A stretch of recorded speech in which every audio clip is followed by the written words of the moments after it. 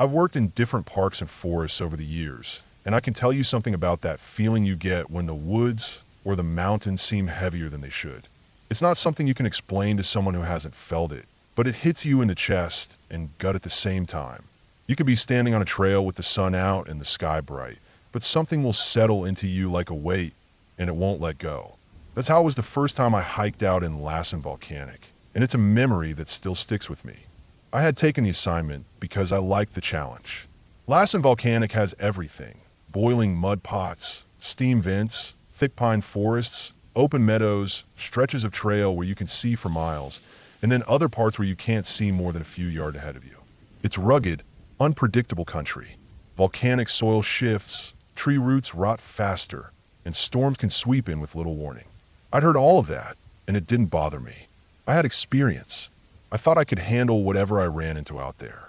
The morning I drove out to the trailhead, the lot was empty except for one other vehicle, a dusty pickup that looked like it had been sitting there for days. The air was still, and there was a sharp chill to it, even though it was summer. That uneasy feeling started right there, before I even locked my truck.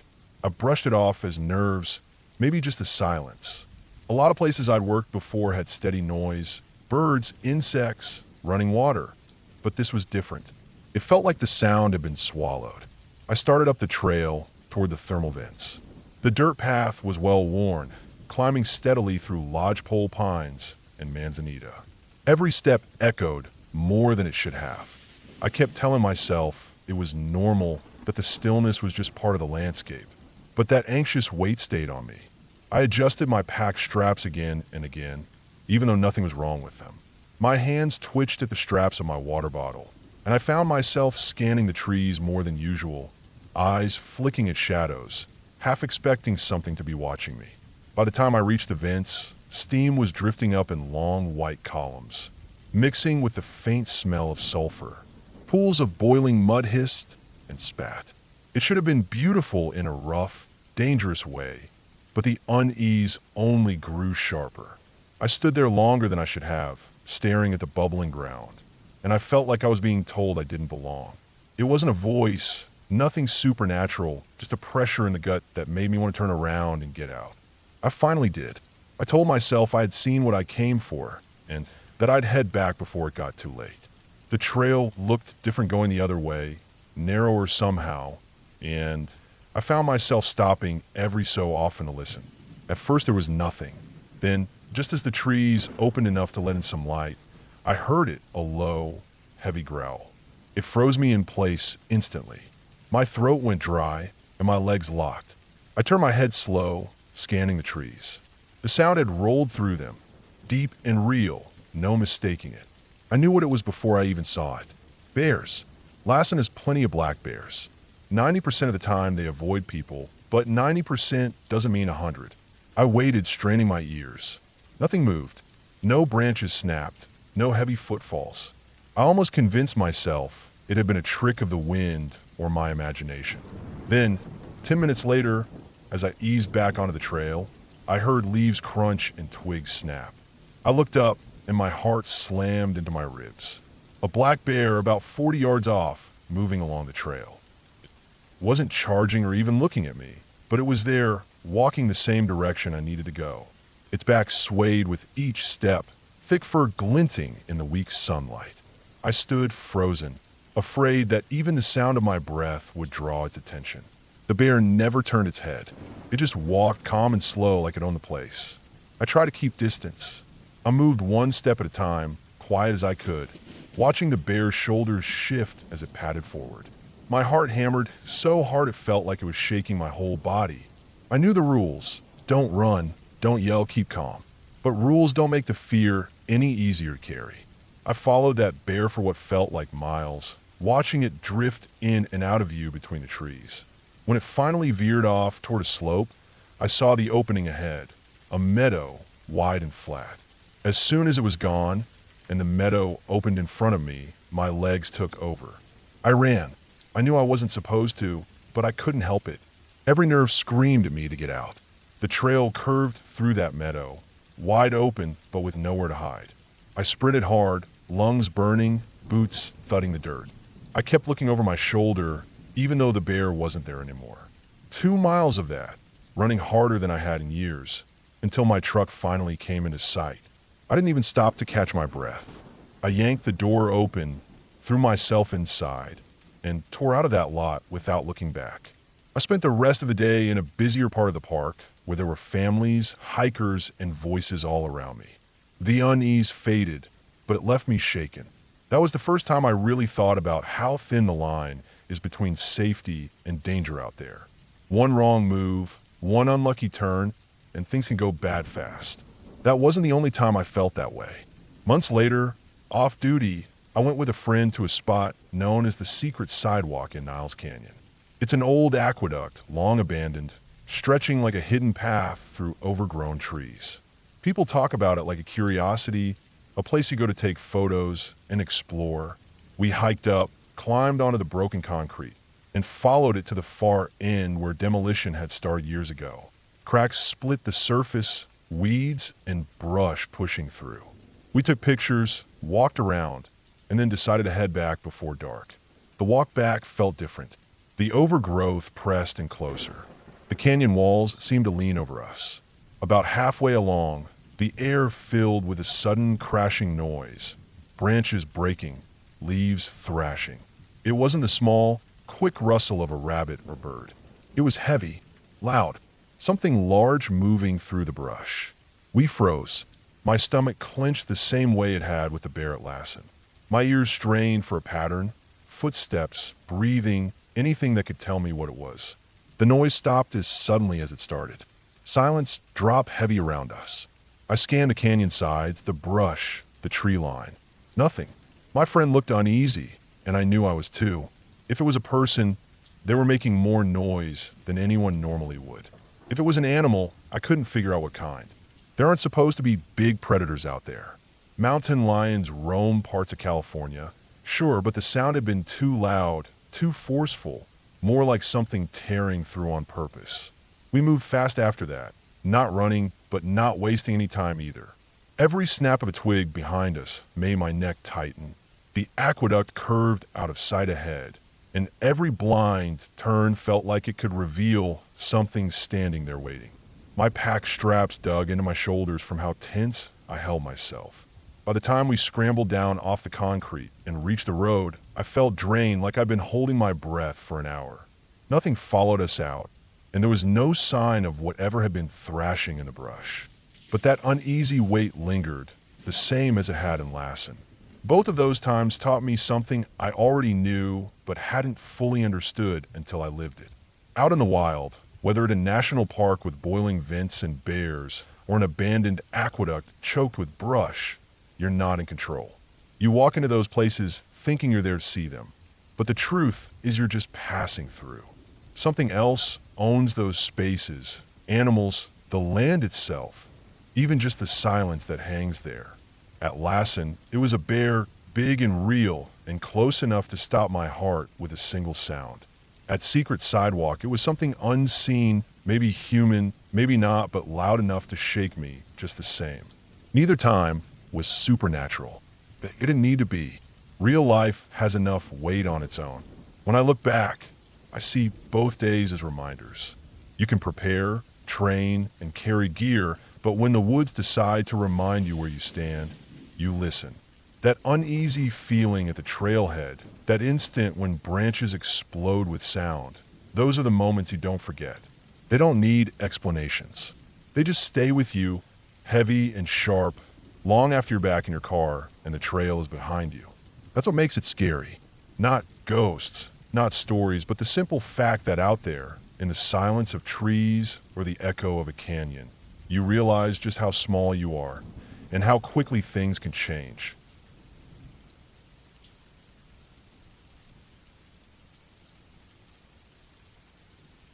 I've been working in parks and forest areas for long enough to know that people usually think the scariest things out here are animals or maybe getting lost. They forget that the woods aren't just wilderness. They're quiet, remote, and dark enough that a person with the wrong intentions can move around almost unnoticed. I've had my fair share of run-ins with strange situations, but the one that still sits in my head, even now, happened in the summer of 2019 in the Adirondacks, near Warrensburg, New York. I wasn't on the clock at the time, but being a ranger, I see things differently. I pay attention to details most people brush off. That summer, I had been camping with my girlfriend and her family. Her parents had recently bought a camper, only about a year old, so everything inside it still smelled new and clean. The beds were still firm, the cushions hadn't been worn down, and the surfaces had that plastic shine to them.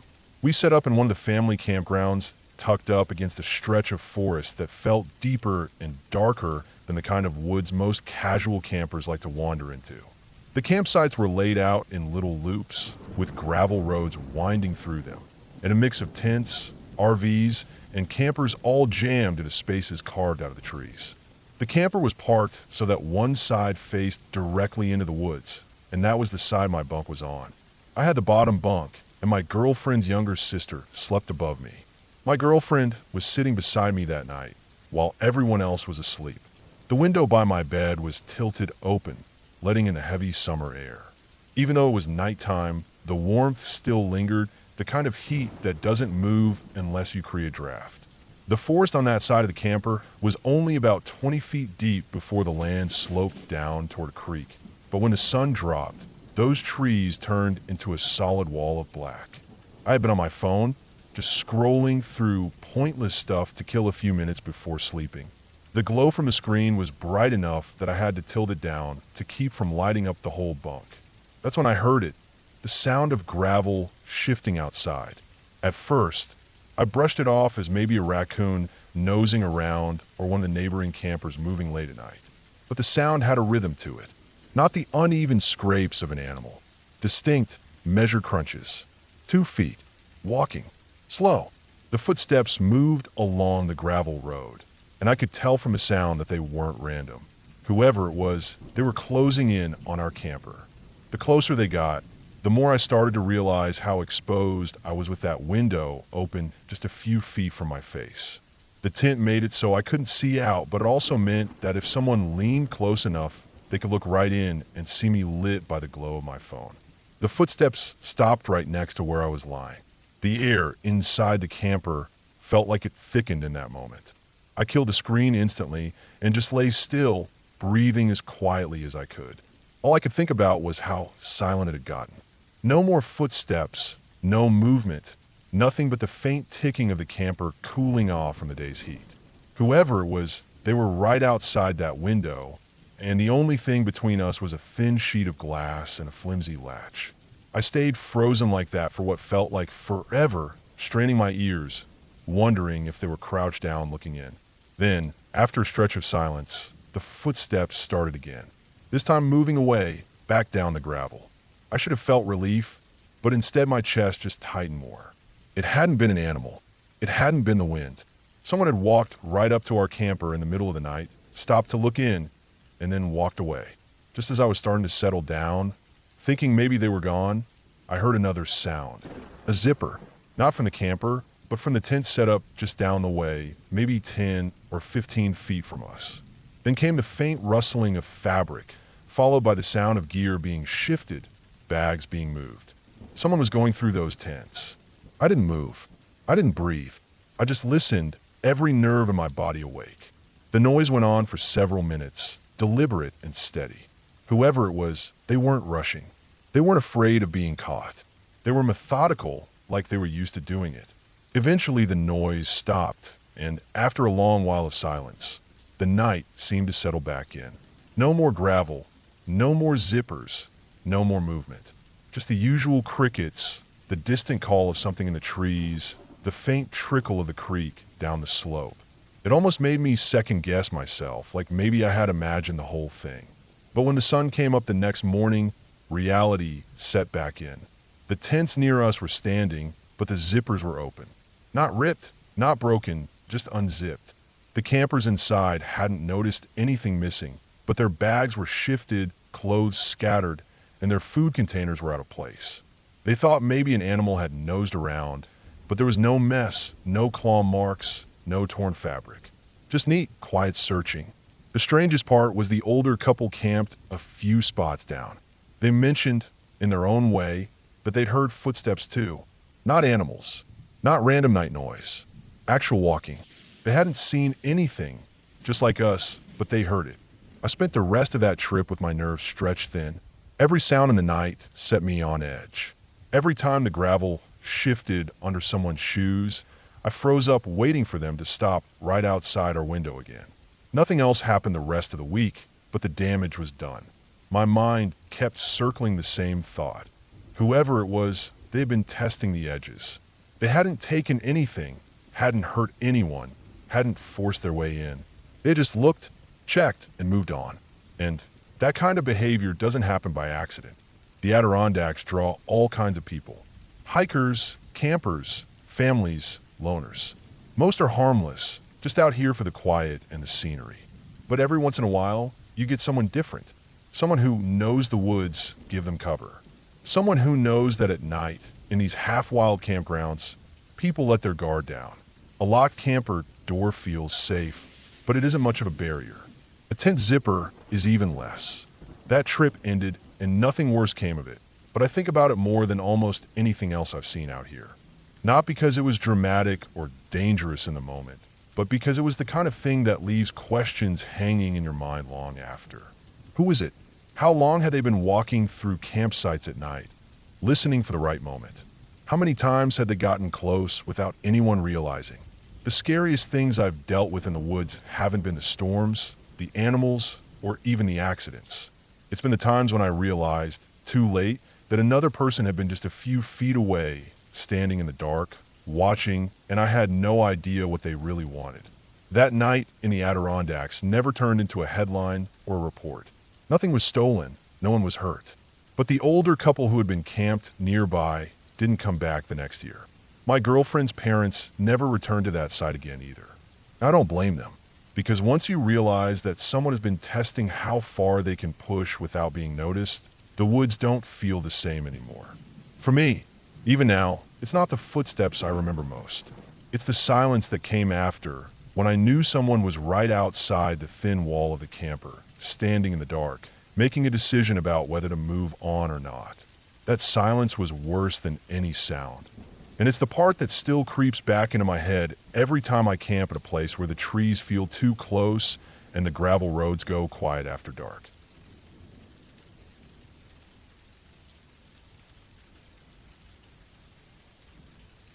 I was a stupid kid when it happened. No other way to put it. I must have been somewhere between 13 and 16, old enough to be tall and lanky, but still young enough to act without thinking. I wasn't raised in a hunting family. My parents didn't own guns. Nobody in my house went out into the woods to hunt deer or birds. But I had this fascination with it.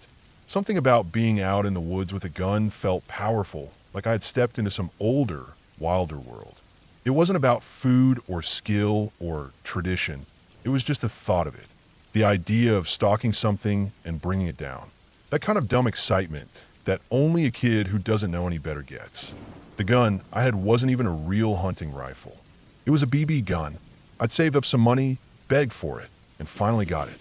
A little lever-action pellet gun, not even that powerful. But to me, it felt like a real weapon.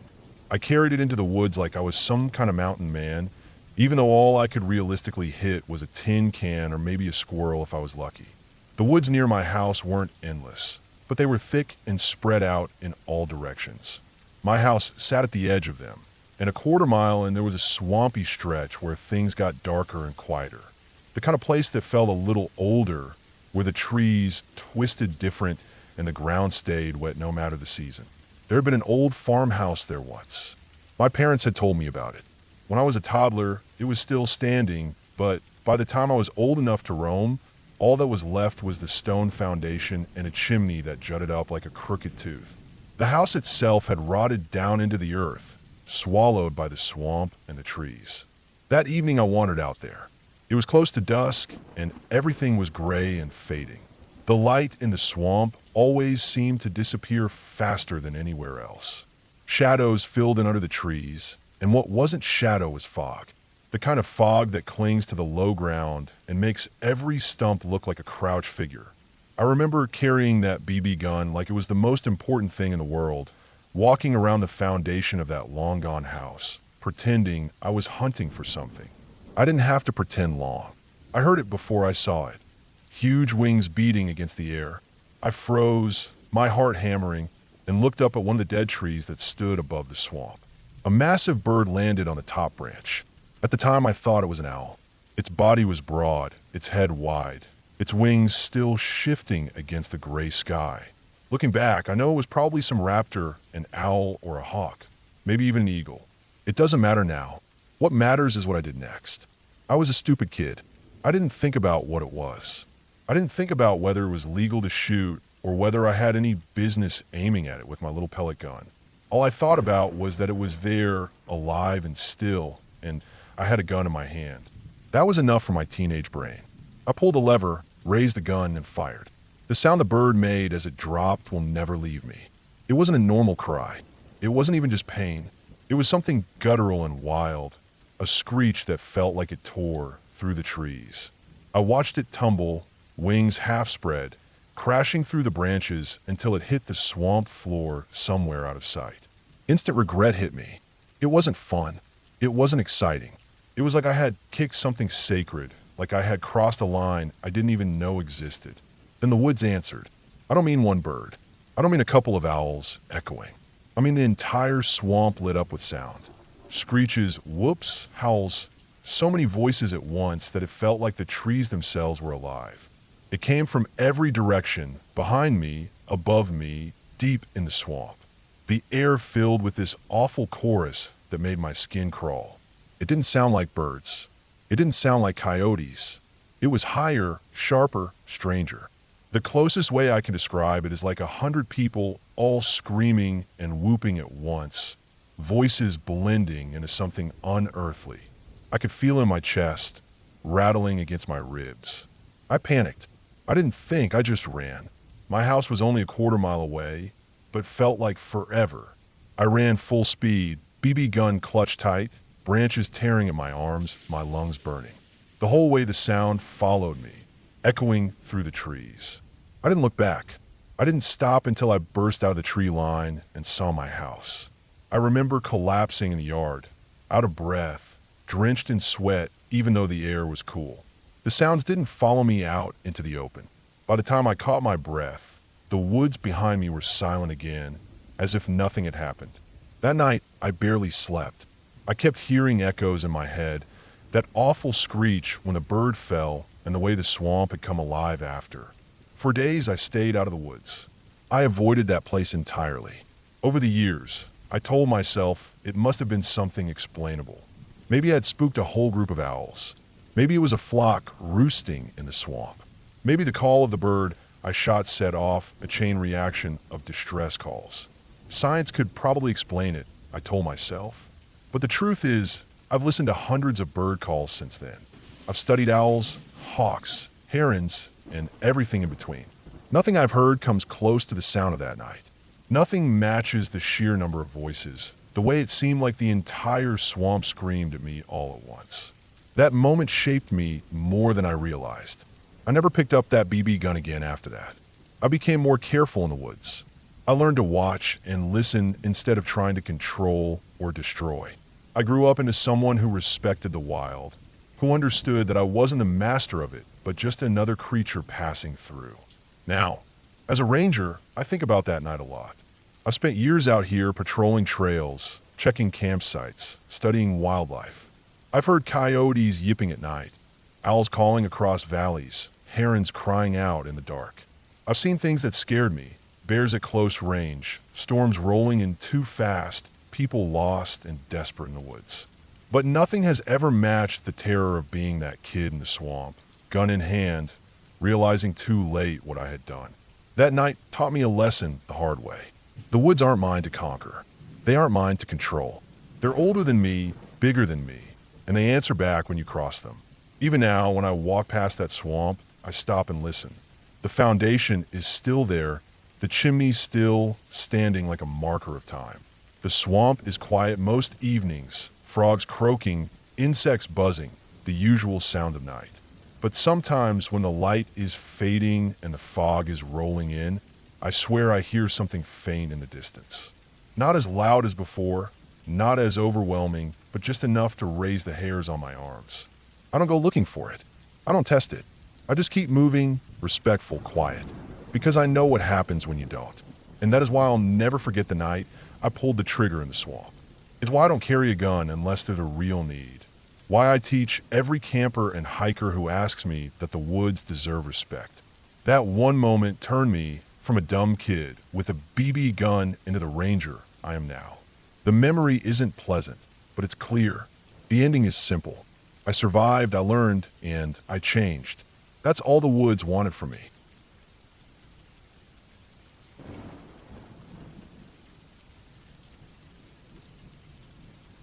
I was on a backpacking trip in the Manistee National Forest with my Boy Scout troop when I first experienced something that would stay with me for years.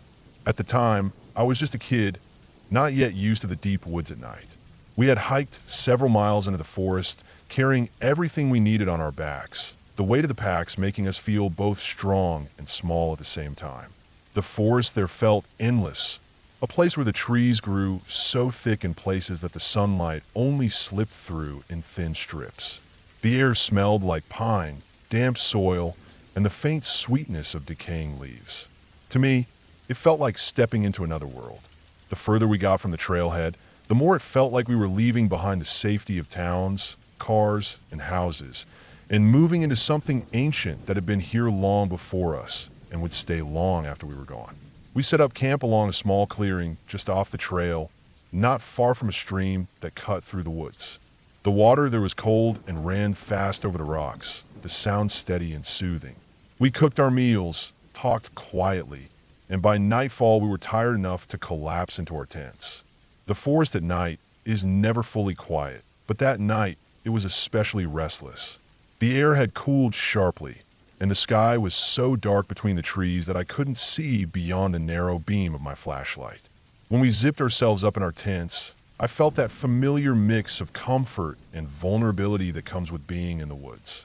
You're wrapped in your sleeping bag, but just outside there's nothing but thin fabric between you and whatever else might be moving through the forest.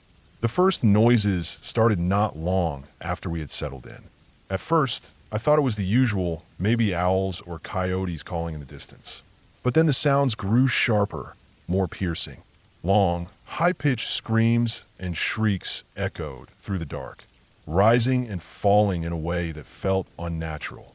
It was as if the forest itself was wailing. The sounds carried from deep inside the trees, sometimes distant, sometimes so close that I thought something was right outside the tent. My body went cold, and I froze in my sleeping bag, listening. Every hair on my arms stood up. I had been told that coyotes made strange noises, but this didn't sound like coyotes. It sounded violent, desperate, and wrong. My heart hammered in my chest, and I couldn't shake the thought that if I unzipped the tent even slightly, I'd see something I wasn't supposed to. The shrieks would go on for what felt like forever, only to be broken by another sound that made my stomach twist. It was a deep, heavy crack, like a baseball bat slamming into a tree trunk. The impact echoed, a blunt thud that carried through the woods. Then silence, then the screaming again, over and over.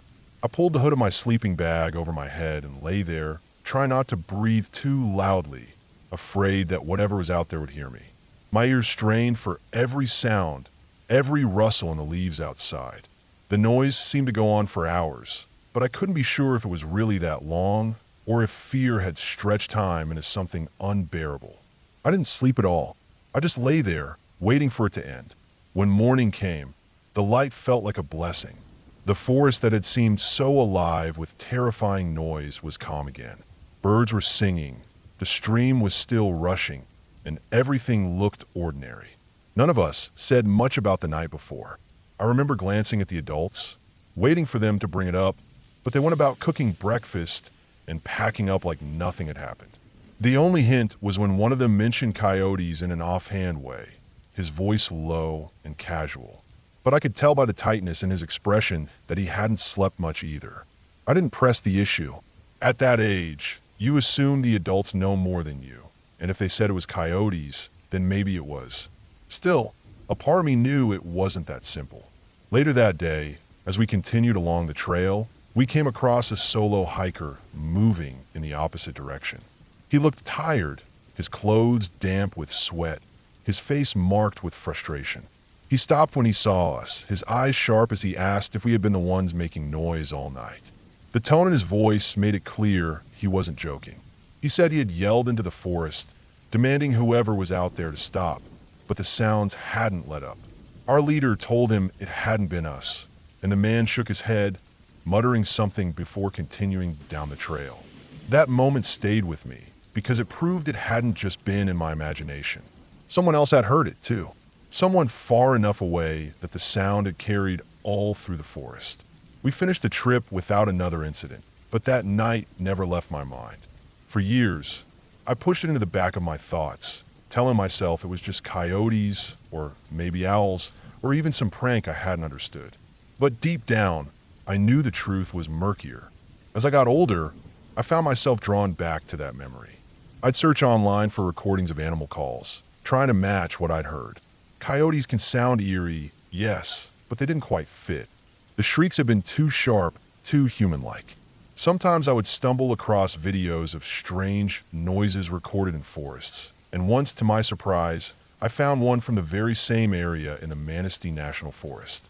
The sounds in the video weren't identical, but they were close enough to make the hair on the back of my neck stand up.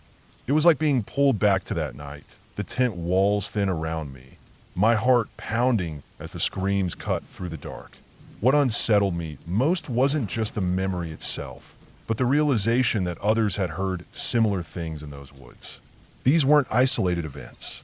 Hikers, campers, even hunters had reported hearing noises that didn't fit neatly into any category. Some swore it was just animals, others said it was people messing around deep in the forest where no one should be. But no one could ever explain the heavy, rhythmic sound of wood being struck with force, like a bat or a club. That part stuck with me because it felt intentional, like something was marking its presence, announcing itself in the night. Over time, I became more cautious in the outdoors.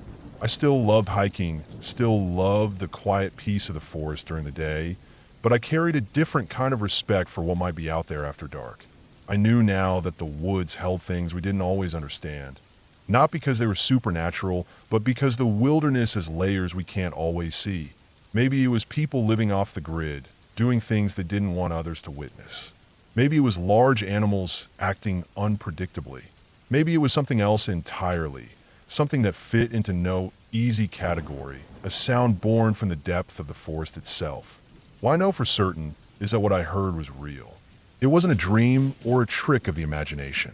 It was something powerful enough to carry across miles of dense woods, something that silenced a group of boys too scared to speak of it the next day, something that rattled a hiker enough to stop strangers on the trail and demand answers. It was something that reminded me how thin the line really is between safety and fear when you're deep in the wilderness. That night taught me a lesson I've never forgotten, that there are things out there in the dark we can't always explain, and sometimes the only thing you can do is listen, endure, and wait for the morning light to bring you back to safety. Even now, years later, when I think about camping in those woods, I feel a heaviness in my chest. I picture myself lying in that tent again, frozen with fear, listening to screams that didn't belong to any animal I knew, and the dull, violent crack of wood splitting under force. I know I'll never have a clear answer for what it was, but in some ways, I don't need one. The forest keeps its secrets, and all we can do is respect them. The memory has made me cautious. Yes, but it's also deepened my respect for the wilderness. It reminded me that no matter how much we think we know about a place, there will always be corners left unexplored, noises we can't identify, and moments that leave us humbled and shaken. That night in the Manistee wasn't just a scary story from my youth. It was a lesson etched into me, a reminder that the forest is alive in ways we don't always understand. And sometimes when the sun goes down and the trees close in, it will remind you of that fact in the most terrifying way possible.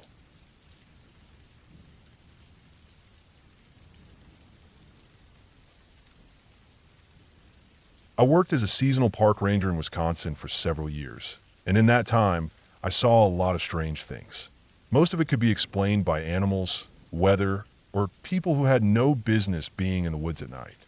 But there's one place I worked, Indian Mound Reservation that left me with a story I've never been able to forget. The land itself has weight to it. You don't need someone to tell you it's old or important. You can feel it the second you step onto it. The camp sits in a part of Wisconsin where the woods are dense, broken up by fields and old roads that don't seem to go anywhere.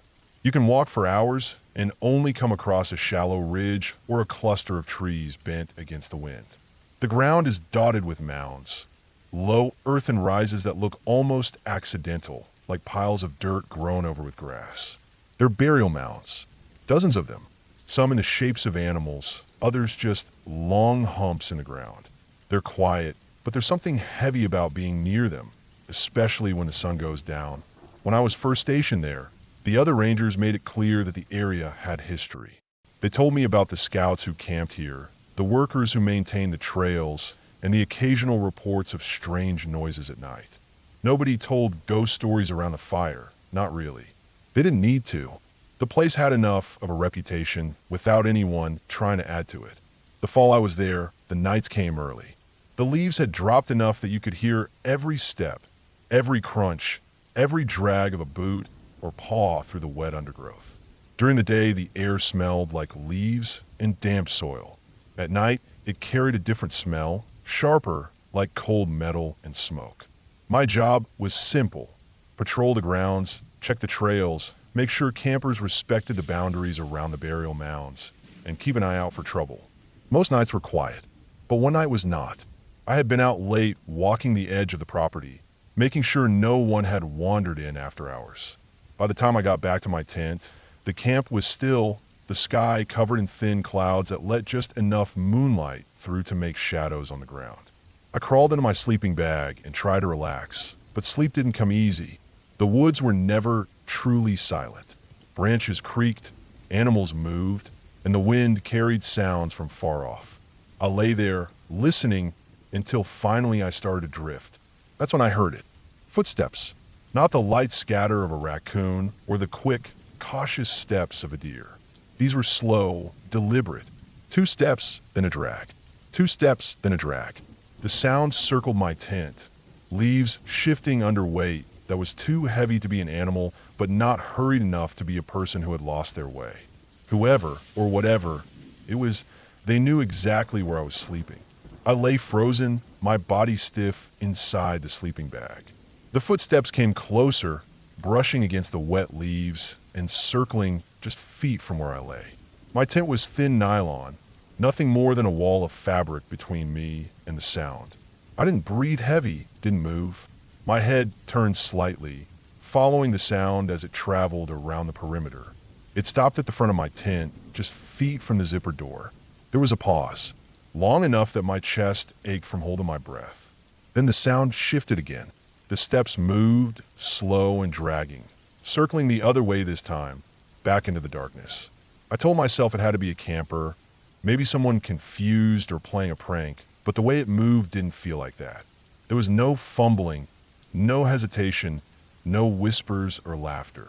Just those slow steps circling me with purpose. I didn't sleep much the rest of that night. I stayed awake, listening, waiting for the sound to come back. It didn't. But the silence that followed was worse.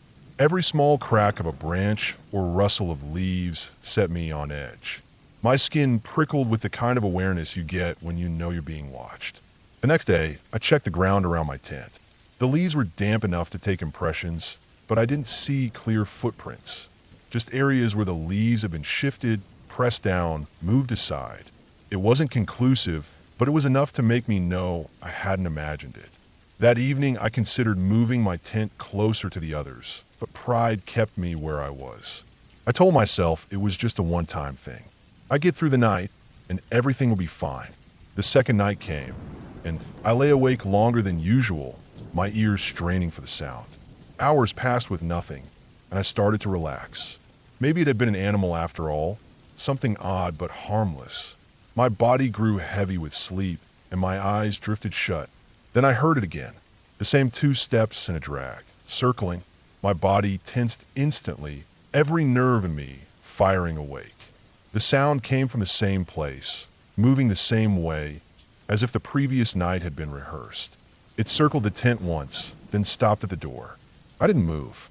I didn't breathe. The silence outside pressed against me, thick and heavy. I could feel the weight of something right there, separated from me by nothing more than fabric. After what felt like forever, the steps started again, moving away, circling the other direction. Eventually, they faded into the woods. The second night broke me. In the morning, I packed up my gear and moved to a different part of the camp, closer to others.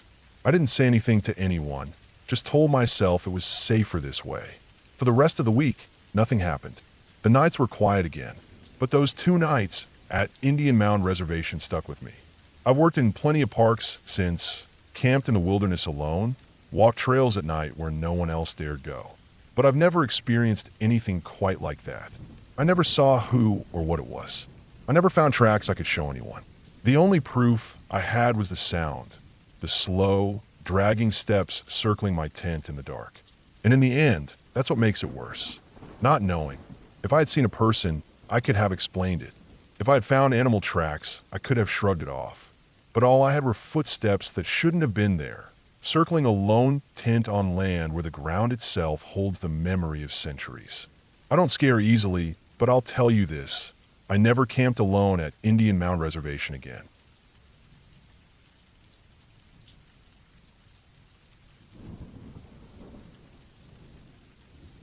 I had been working as a park ranger long enough to know that most of the truly unnerving moments in the backcountry don't come from wild animals or storms or even getting lost. They come from silence, from the places where everything feels just a little too still, too unnatural. That's where your instincts kick in and remind you that human beings haven't been out there long enough to ever be comfortable with that kind of quiet. I learned that lesson all over again when I solo backpacked into the Mogollon Rim country of Arizona. Most people picture the state as desert and red rock, but at 7,000 or 8,000 feet up, it can feel like another world. The air is cool and damp. Pines crowd thick over the slopes, and everything smells of wet needles and black soil. In places it feels more like Oregon or Washington than the Arizona people see on postcards. I had set out on a long weekend, a few days on my own, just to stretch my legs and check in on a section of country we didn't patrol often. It was remote, too remote to see anyone unless they had made a serious effort to get there. Over the years, we'd found evidence of old marijuana grows hidden back in places like that, but most have been abandoned long ago. Still, you never really wanted to bump into the kind of person who hides in the woods for that reason. The first day was uneventful but slow. The elevation hit me hard, even though I was used to working at altitude. The trail, if you could even call it that, was narrow, choked with brush, and covered in ferns that slapped against my legs as I climbed. Every time I stopped to drink, the forest felt like it closed in a little more around me. I had a map, compass, GPS, and my satellite communicator. I made a habit of sending my family a short check-in each evening when I was alone on trips like this. The canopy was thick enough that even the communicator struggled for a signal. That gave me pause. I didn't like the thought of being out there and not being able to push a message through if something went wrong. Still, I found a little window of sky between the trees and managed to fire one off before it dropped again. By the time I picked out a campsite, I was tired. I found a flat bench above a creek, a ledge of ground, maybe the size of a living room. On one side was a brush-covered cliff face, impossible to climb without making a racket. On the other side, the ground dropped sheer to the creek below, undercut from old floods. It was like nature had carved out a shelf just wide enough to hold a tent. I thought it was perfect at the time. Safe from animals, safe from people. The only way in was a narrow game trail that wound steeply up through the brush. Anything coming up or down would have to knock rocks loose and snap branches, making enough noise to wake me up in a second. With the cliff behind me and the drop in front of me, I felt boxed in, but in a secure way like nobody could sneak up on me. What I didn't notice right away was how quiet it was. Most of the time in country like that, even when it feels silent, you've still got the constant background buzz of insects, the occasional bird call, maybe frogs near the water. That night, there was nothing. Nothing but the faint sound of trickling water down below. When I moved around camp, it felt like my boot scuffs and the crinkle of my gear echoed through the trees. I told myself it was just one of those patches of stillness. It happens. Not every place hums with life all the time. But as the evening went on and the last light died out, I kept waiting for the night chorus of insects to start up. Crickets, cicadas, frogs, something. It never came. The only sound I had was the water. When I finally crawled into my tent, it was so dark I could barely see the faint outline of my hand in front of my face. New moon, heavy overcast. The kind of dark that presses in on you, where even your flashlight feels swallowed by it when you click it on. I don't know how long I slept before it happened. The tent lit up. Not faintly, not like moonlight sneaking through clouds. Bright white, as if someone had parked a vehicle out there and switched on a high beam straight into the fabric. I woke up instantly, heart hammering, and scrambled upright. The light didn't flicker like fire. It didn't sway like a lantern or flashlight beam. It was solid, white, and so strong I could see every crease in the tent material. For a minute I froze, listening. My mind went straight to the worst-case scenarios.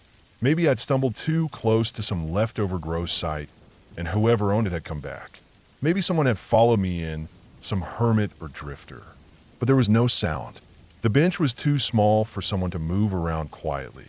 They'd have had to climb the trail, and I would have heard every rock and branch breaking. There was nothing but that light and the faint trickle of the creek. I unzipped the tent in a rush, my flashlight in hand. The second the flap opened, the light outside blinked out. I swept my own beam across the trees, over the brush, across the ground. Nothing. The cliff loomed on one side. The drop vanished in a blackness on the other. I shut my light off and held my breath, listening hard. Still nothing. Not a twig, not a step, not even the rustle of leaves. When I turned the beam back on, that's when I saw it. Off through the trees, faint, like a glow more than a light. It flickered, almost like a reflection of something moving, but there was no source I could identify. Not a flashlight, not fire, not anything I'd seen before. If it hadn't been so dark, I might not have noticed it at all. It lasted maybe a minute, then it was gone. I sat outside my tent for the rest of the night, every nerve on edge. I kept expecting something to move in the brush, for the noise of boots or paws or wings to come out of the silence. Nothing came. By dawn I was stiff, cold, and exhausted. The forest hadn't made a sound all night. Not one bird call, not one insect buzz. When the light finally crept in through the trees, I stood and walked the bench. No footprints, no sign of anyone else. The ground was damp enough that even a careful step should have left some kind of mark. Nothing. I packed up quick. I didn't even bother with breakfast, just shoved my gear away and got back on the trail. I kept checking behind me, but the brush was untouched. No snapped twigs, no overturned rocks. The farther I hiked, the more wrong it felt. Normally, dawn brings the forest alive. Birds start calling. Insects warm up. Everything shakes off the night. That morning there was nothing. Just a faint trickle of water far below. It wasn't until I'd dropped elevation, miles away from that bench, that the sounds finally returned. A woodpecker tapping in the distance, a chipmunk scurrying over deadfall. Then finally, blessedly, the rise and fall of crickets. The silence broke all at once, like I'd stepped out of one world and back into another. I never camped on that bench again. I never even set foot on it. On later patrols, I passed a creek from higher up, but I always kept moving. That ledge of ground looked like a trap, a place where sound died and light played tricks, and whatever had shined that white glare into my tent, I never wanted to give it another chance. I didn't tell anyone at first. It sounded crazy even to me, and I knew people would assume it was exhaustion or a dream. But I know the difference between a dream and the feel of cold air on your face, the grit of dirt under your boots, the ache in your body from staying awake all night. What stayed with me wasn't the light itself. It was the quiet, the absolute, complete absence of life. You spend enough nights in the backcountry, and you get used to the background noise of living things. When that noise vanishes, it leaves a hole you can feel in your chest. It's the same kind of silence you hear in places where something has poisoned the ground or where fire has scorched it clean. Except this was green, alive-looking forest. The bench is still there. Maybe other hikers stumble onto it now and then, though I doubt many do. It's too far off the beaten path, too hidden by brush. For me, it's a place I'll never step foot on again. Some places just feel wrong, even when nothing visible marks them as dangerous. Out there, you trust your instincts or you don't come back. And my instincts told me that bench wasn't meant for people. So I left it behind, and I'll never go back.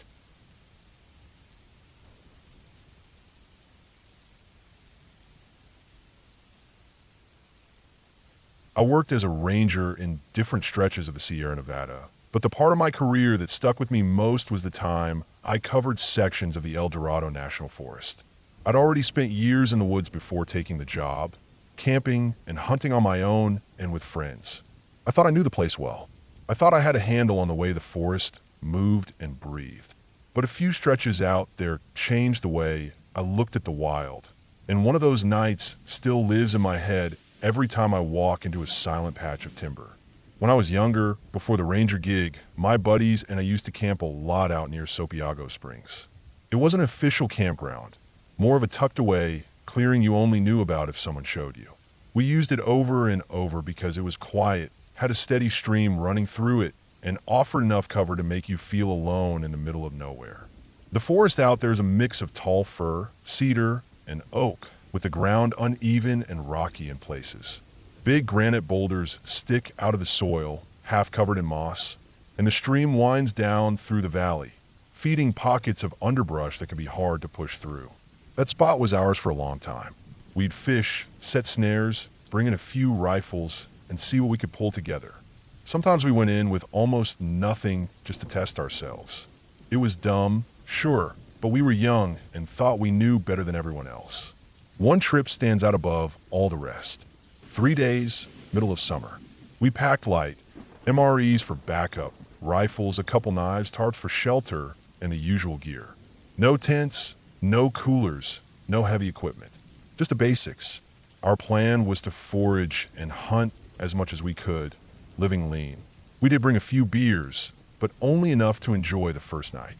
That first night went smooth. My buddy shot a squirrel late in the day, and we pulled a mess of crawdads from the stream. We cooked it all together in a pan we'd blackened from use, salty and greasy, but filling. We had a fire going, drank a little, and laughed ourselves tired. Nothing strange happened.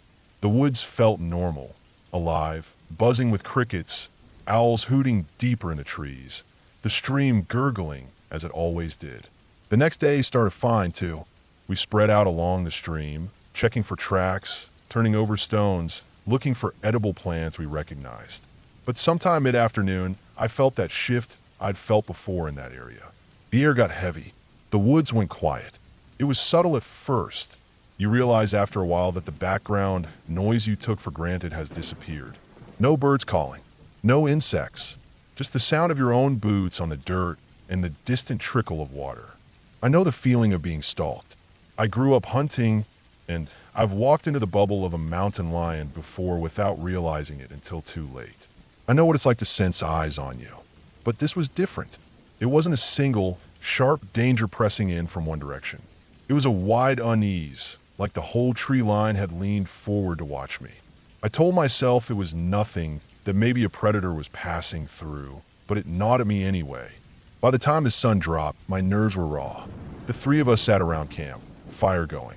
The others decided to walk up the stream a ways, maybe 200 yards or so, just to check another band. I stayed back, tending the fire and trying to shake the feeling. I regretted it almost immediately.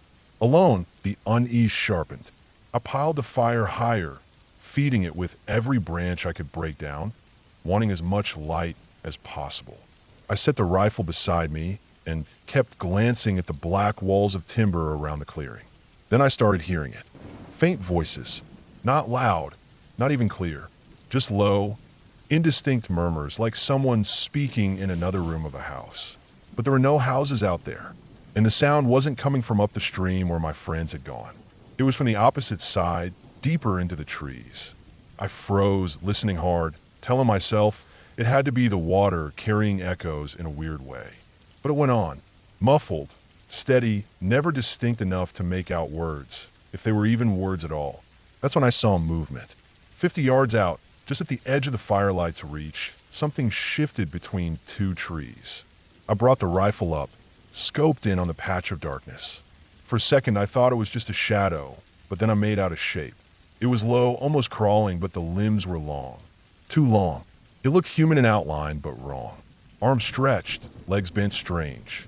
It hugged the ground like an ape, but moved smoother, quieter. I only caught a glimpse before it slipped deeper into the forest, but my stomach dropped. After that, the sounds picked up, not voices anymore, but rustling. A twig snapping to the left, leaves crunching to the right. Always out of sight, never close enough to see clearly, but circling. I knew it wasn't a deer. Deer crash around, they don't stalk. This thing was deliberate. Careful. I sat there, heart pounding, trying to cover every direction with just one rifle. The fire cracked and popped, throwing sparks into the dark. I kept swinging the scope across the tree line, every shadow turning into a figure in my mind. My hands were slick with sweat, even though the night was cooling fast. Then, just when I thought I was losing it, my friends came crashing back into camp. They found me crouched by the fire, rifle up, glassing the trees like a maniac. They looked spooked themselves. Later they admitted they'd heard the same kind of noises up the stream. Rustling, strange sounds that didn't fit. That was why they came back early. We didn't argue. We didn't laugh it off. We just threw more wood on the fire and made a plan. Nobody slept that night. We took shifts, 3 lookouts, circling the fire, rifles on our laps, eyes wide open. The noises never stopped completely. Sometimes it was faint, sometimes closer, but it never came into the firelight. At first light, we didn't even talk about breakfast. We packed fast, breaking down the camp in record time, and headed out. None of us looked back more than we had to. The forest seemed to ease up once we were moving, noise slowly returning as the day wore on. By the time we reached the trailhead, it felt like another world. We never camped at that spot again. Not once. Over the years, I thought a lot about that night. Once I started working as a ranger, I dug through old reports and logs. I wanted to know if others had felt the same thing out there. Turns out I wasn't the first. There were scattered notes from decades past. Hunters who packed up early, hikers who cut their trips short, vague mentions of being watched or hearing strange sounds. Nothing official, nothing concrete, but enough to make me believe we'd brushed against the same thing others had. I don't claim to know what it was. Maybe some twisted drifter living rough. Maybe a person whose body had been broken and adapted in ways that didn't make sense. Maybe something else entirely. All I know is it wasn't a bear, it wasn't a lion, and it wasn't in my imagination. I saw it with my own eyes, and I'll never forget the way it moved. That trip taught me a lesson I carried through my whole career. The woods aren't empty. Just because you don't see anyone doesn't mean you're alone. There are corners of the forest that hold things, human or not, that don't want you there. And when the air goes still and the woods go silent, it's not always because of the usual predators. Sometimes it's because of something else, something that knows how to stay just far enough back, waiting for you to let your guard down. We didn't, and maybe that's the only reason we walked out.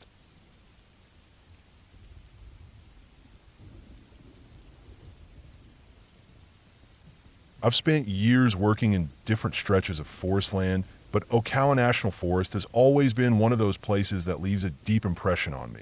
It's massive, wild, and at night it can feel endless. A lot of people don't realize just how big and lonely it gets once you're more than a mile or 2 from the main road. The trails stretch in every direction, most of them old logging roads that cut the land into blocks. They can look simple on a map, but when you're out there, especially at night, you realize how easy it is to misjudge distance and how long it takes to get out. The pines, scrub, and palmetto patches seem to go on forever, and the quiet has a way of pressing in on you until even the smallest sound makes you stop and listen. That night we weren't planning on anything but hog hunting. We went in later than we should have, and we stayed later than we planned. The moon was full enough that we didn't need lights to walk, and we were both armed to the teeth with AR-15s, pistols on our hips, and fixed blade knives. We weren't careless, but we weren't worried either. In my head, I kept thinking about the stories I'd heard from other rangers and hunters about drug grows and poacher camps in the forest. Everyone always says to be careful when you're deep out there, but at the time, I brushed it off. I figured we were prepared for hogs, And if anything human crossed our path, we weren't exactly defenseless. We had been tracking hog sign deeper and deeper into the woods without realizing how far we were from the car. At first, the excitement of finding rooting spots and fresh tracks kept us going. The sound of the night insects and the occasional owl overhead felt normal, almost comforting. It was only when I checked my watch and saw how late it had gotten that I realized we'd pushed too far in. We were at least 3 or 4 miles from the road, and in Ocala that distance can feel much longer. The air was humid, but cool enough to keep moving without much sweat, and the forest floor was soft with sand and pine needles, muffling our steps. We decided to head out, cutting back along one of the thinner trails that crossed the quadrant. The moonlight cut through the treetops enough to see without using our mounted rifle lights. I kept my big flashlight in my hand, partly out of habit and partly because I liked knowing I could throw it into strobe or use it as a club if something unexpected happened. We weren't nervous. If anything, we were just annoyed at how far we had to walk back. The woods on either side of the trail were thick. Longleaf pines stood like pillars, with patches of scrub, oak, and palmetto crowding the ground. The trail was narrow, sand packed hard by years of disuse, with tall grass creeping in at the edges. The night was still except for the constant hum of crickets and the occasional distant splash from a swampy low spot. Every now and then the wind would move through the trees and make the palmetto leaves rattle like paper.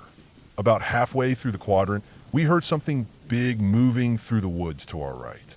The sound came fast, like something running hard through brush. I froze and raised my head, trying to gauge the distance. Whatever it was coming at an angle and was about to cross the trail ahead of us. The crashing of branches and snapping of twigs told me it wasn't some small animal. My first thought was deer, maybe a spooked buck tearing off in the night. My second thought was black bear, though they usually move with more control. Either way, we couldn't shoot in the dark, so we held back. We got close. I flicked on my flashlight and pointed it at the trail. In that bright circle of light, about 50 feet ahead, I saw a pair of white legs dart across the trail. They were human, not hairy like an animal, not furred or dark, just legs, pale, bare, and gone in a split second. I stood there longer than I probably should have, staring into the brush where it disappeared. The sound of movement faded as if it had crossed through and kept running on the other side. My brain scrambled for a reason. Who in their right mind would be running through the woods at 1 a.m, in shorts, crashing through palmetto and scrub oak? There was no flashlight beam, no gear, no sign of a backpack, just bare legs and nothing else in the light. I didn't say anything out loud. I didn't need to.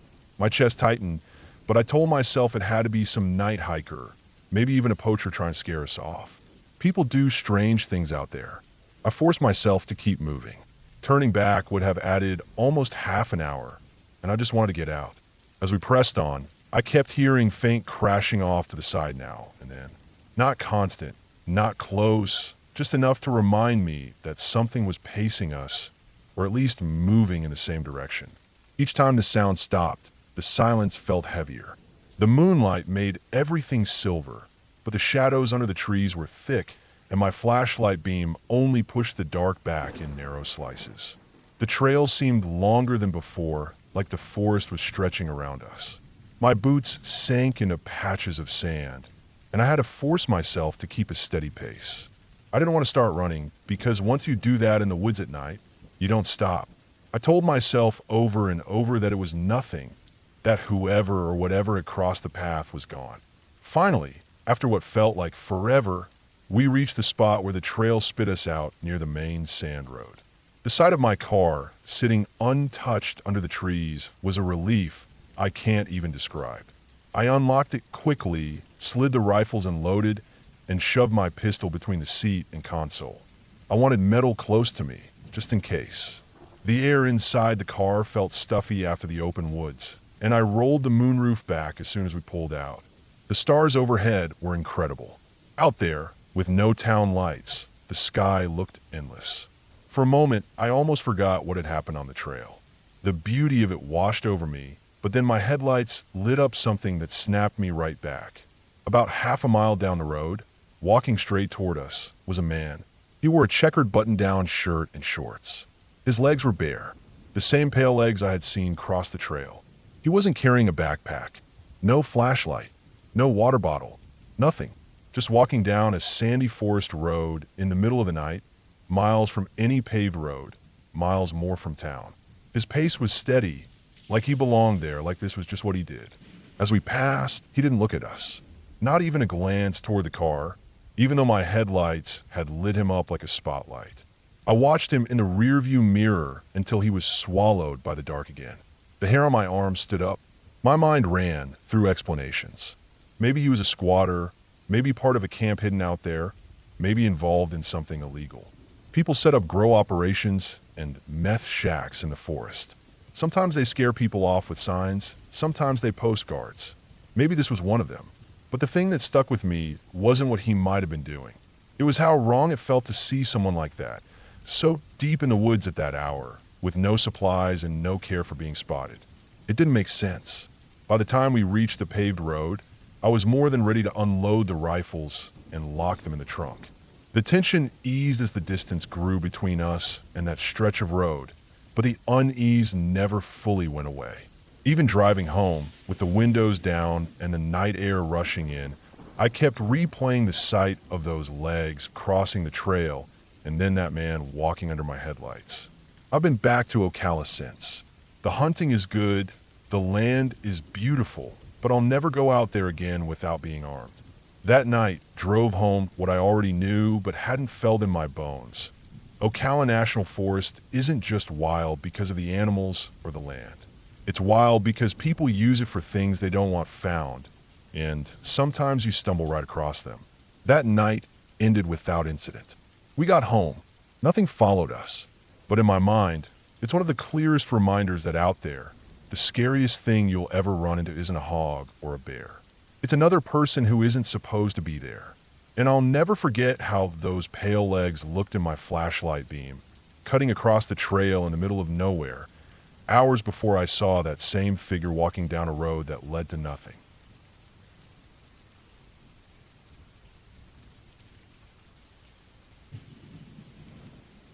I had been working as a ranger for good while when I had one of those nights that still sticks with me. I've done this job long enough to know that most of the time, things that scare people out here aren't monsters or legends. It's almost always people, weather, or simple mistakes that turn to bigger problems. But sometimes you get a mix of things that don't sit right, and it doesn't matter how much you try to explain it afterward. Your gut knows what it felt like in the moment. It was late spring, one of those stretches where the days are warm and the nights are still cool enough that the bugs haven't taken over yet. I was assigned patrol in the north section of the park, where the land starts to roll up into big hills and the forest gets dense. That area draws a lot of solo campers and people who want to get away from the usual crowd. The terrain is a little tougher, fewer marked sites, and a lot more space where you can walk for hours without crossing paths with anyone. I had my dog with me that night. She'd been with me since she was a pup, trained to stick close and quiet when we were out on patrol. She was calm by nature, not jumpy, and I always trusted her read of situation. She was the type of dog that would ignore deer walking across the trail, but would notice if something was wrong long before I did. I pulled off the service road just before dusk into one of those wide gravel lots that sit half forgotten at the edge of a trailhead. From there, the plan was to hike in a couple of miles, set up for the night, and be in position to check some backcountry sites early the next morning. It was routine, nothing special about it. I slung my pack, clipped the dog's lead, and started up the trail. The woods were quiet in that way they get right before night. No wind, no bird song, just the heavy air of everything settling down. The trail pitched upward almost immediately, winding along a ridge that had a steep drop on one side. By the time I was halfway up, the light was thinning, turning that gray-blue that makes every shape in the trees look uncertain. That's when the dog started acting wrong. Her hackles went up along her back, stiff and bristled, and a low grumble started in her chest. At first I thought maybe she scented a bear or a coyote, but the way she kept stopping, ears angled, nose working the air, it didn't match. She wasn't keyed in on one direction the way she would be if it were an animal. It was like she couldn't decide where the thing was. I tried to keep going, but she planted her feet, every muscle tense, and stared off into the trees. That's when I caught the sound. It was faint at first, just a murmur. I thought maybe it was the wind brushing the tops of the trees, but there was no movement in the branches. I stopped and listened harder. It was voices, male voices, 2 or maybe 3 of them, low but close, like someone talking just around a bend in the trail. I waited for words to become clear, but they never did. It wasn't muffled exactly. It was like the syllables slid together into a stream of noise that refused to separate into anything understandable. I know sound travels weird in hills. I've heard a conversation carry half a mile across a valley like it was happening right next to me. But this didn't feel like that. This felt near. Too near. I pushed on up the trail, thinking I'd come around a corner and find a group of hikers setting up camp. But every time I crested another rise or turned into another switchback, the space ahead of me was empty. The voices didn't fade or grow. They just stayed with me, always near but never seen. The dog was losing it. She wasn't barking, but she was in that locked up, ready to bolt stance I had never seen her hold for so long. 45 minutes passed like that. Me climbing, listening, scanning the trees. Her hackles never went down. The low rumble never left her throat. My stomach tightened into a knot, and the longer it went, the more the air felt wrong. At one point, I stopped and cupped my ears, straining. The voices rose for a second, clearer, but still nothing I could pin down. Not English, not any other language I recognized. Just male tones running together. I stood there sweating in the cooling night, staring at the dark spaces between trunks, and felt a crawl go up my neck that told me I had no business being where I was. Now, I've had plenty of nights in these woods where I've been alone and never felt that. I'm not quick to spook, but this was different. It wasn't just that I couldn't see them. It was that every part of me was saying they were there anyway, closer than they had any right to be, and that I should not stick around to find out more. I made the call then. I turned around, tugged the dog into motion, and headed back down. My pace was steady at first, but the further I went, the stronger the pull to get out fast. The voices kept floating around me as I descended. Sometimes they sounded off to the right, sometimes to the left, sometimes right behind me. I never once heard a footstep, never saw a flicker of movement. When I broke out of the tree lean and saw my truck sitting at the bottom, it felt like relief snapping into place. I loaded the dog, slammed the doors, and started the engine without hesitation. I didn't linger. I drove until the trees thinned, until the road opened into the main stretch back toward the ranger station.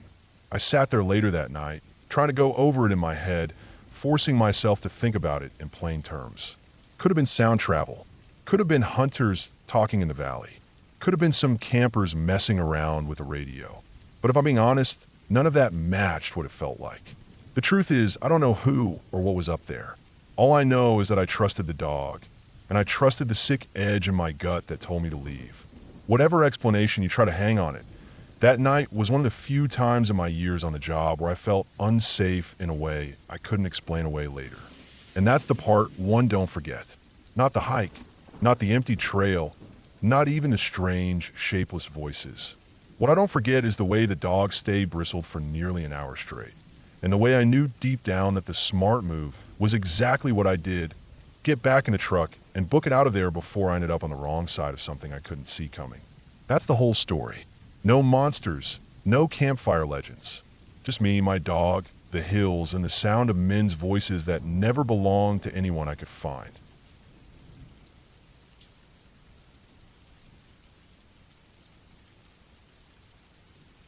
I've worked as a ranger for a while, and I've had my fair share of unsettling nights out in the woods.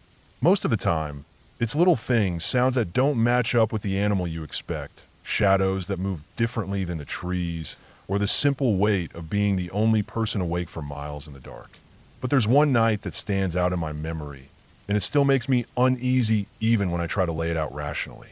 It wasn't supernatural, not in the way people like to make stories, but it was strange in a way that stayed under my skin. It started with something simple, just me needing to take a walk to the bathrooms at a campground, and it ended with me questioning the ground I stood on. It was late in the season, A cool September night when the days were still warm, but the nights fell into that sharp chill that cut through your jacket. I was off duty, camping with a few friends at one of the larger campgrounds in the park. We'd gotten one of the more secluded loops, a half-mile stretch of sites that curved back on itself in a horseshoe. Ours was near the middle, tucked against a slope with pines crowding behind us and an old gravel service path running parallel to the camp road. The site wasn't too busy. Only a handful of other campers dotted the loop, and a couple of the sites near us were empty, closed for maintenance. That gave the whole area a slightly forgotten feel, like it was a little too quiet for what it should have been. We'd been sitting around the fire for most of the night, cooking hot dogs on skewers, drinking a little, letting the logs burn down to red coals. Nothing out of the ordinary. I remember the smell of wood smoke clinging to my clothes and the way the sparks floated up when the logs shifted. It was a comfortable kind of night, the kind you look forward to. At some point, around 10 or so, I felt my stomach turning. Not the casual, I'll wait until morning kind of thing, but the very clear realization that if I didn't get up and head to the bathroom soon, I'd regret it. The restrooms weren't far, just about a quarter mile up the road. Not a long walk, but far enough that in the dark it felt like more than a quick errand. There were lanterns and flashlights at the site, but I didn't bother. I'd walked this path plenty of times before, and I knew the route. The moon was out, broken by trees, but enough to keep the road from being pitch black. It wasn't comfortable, but it was manageable. I got up, told the others where I was going, and started down the road. The first stretch was easy. I could see the gravel road glinting faintly in the light, and my eyes adjusted enough to make out the shapes of the tents, cars, and picnic tables as I passed them. The campground had a silence to it that you only get in these in-between seasons. No bugs buzzing, no kids yelling, just the occasional pop of firewood from another site and the faint creak of branches in the wind. I walked steadily, breathing through my nose to keep myself from shivering at the damp night air. About halfway there, I noticed movement up ahead. The path split briefly, with a little side spur leading to one of the unused campsites I'd mentioned. The site had been closed all season, erosion issues, I think, but you could still see the faint track leading up to it, grass growing over the edges. As I came closer, I saw someone step out from that unused site path and onto the main road ahead of me. My eyes adjusted, and I recognized the gait instantly. It was one of my friends from our site. He had a very particular way of walking, something you'd notice even in the dark. A bit of a roll in his shoulders, like he was constantly leaning into each step, his arms swinging in a loose, exaggerated way. It was him, no mistaking it. I figured he must have left the fire while I was walking out and taken some strange route through the empty site for reasons I didn't care to guess. Maybe he'd gotten turned around, or maybe he was just wandering. Either way, there he was, a good 40 feet ahead of me. He looked back over his shoulder after a bit, like he was checking who was behind him. I raised a hand automatically, though I don't think he could have seen it. Then, just as casually, he turned forward again and kept walking. Every now and then, he glanced back. The thing that stuck with me was how deliberate it seemed, not like he was just curious, but like he wanted to confirm I was still there.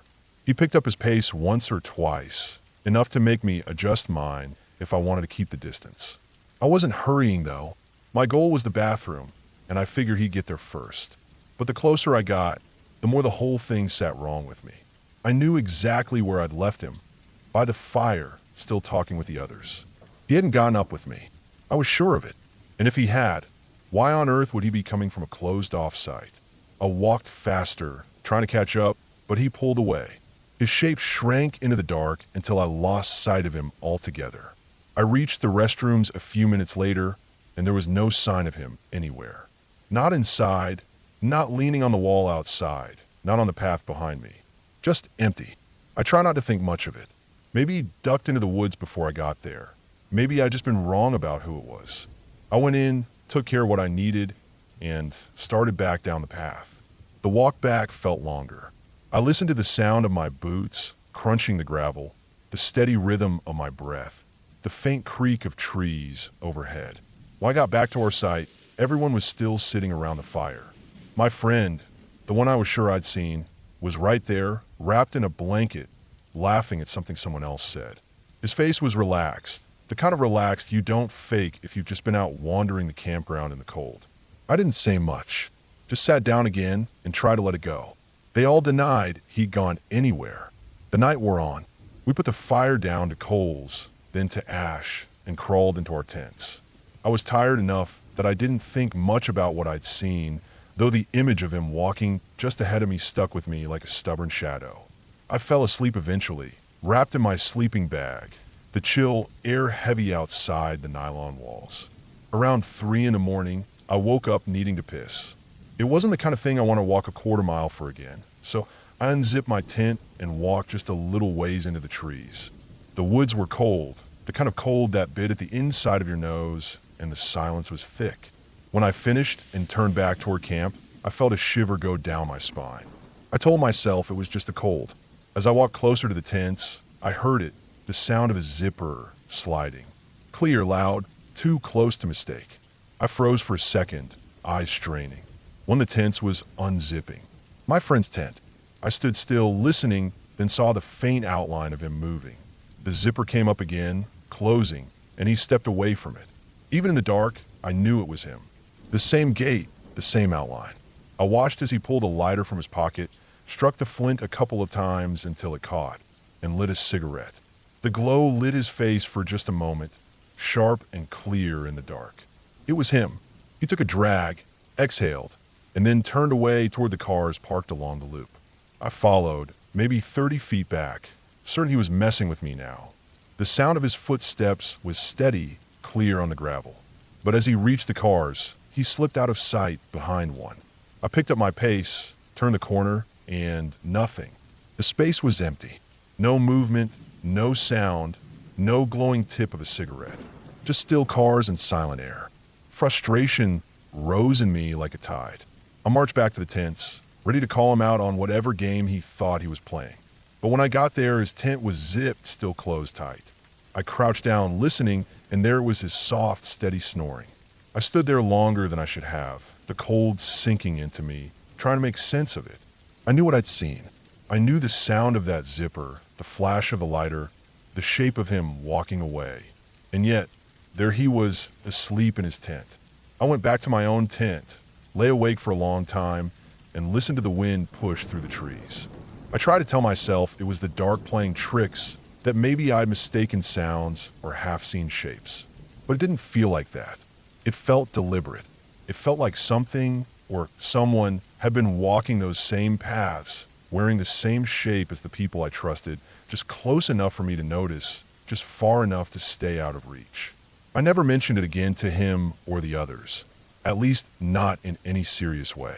But every time I think back on that night, I wonder how many times we really see what we think we see out here, and how much of it is just the woods reminding us that we're never as alone as we believe.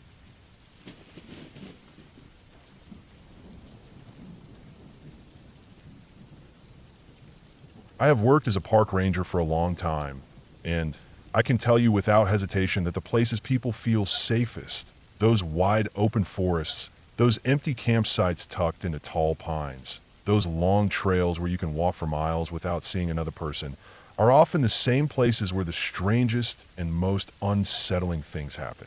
When I first started the job, I thought the warnings we gave to campers and hikers were more about liability than reality. I told people the usual stuff.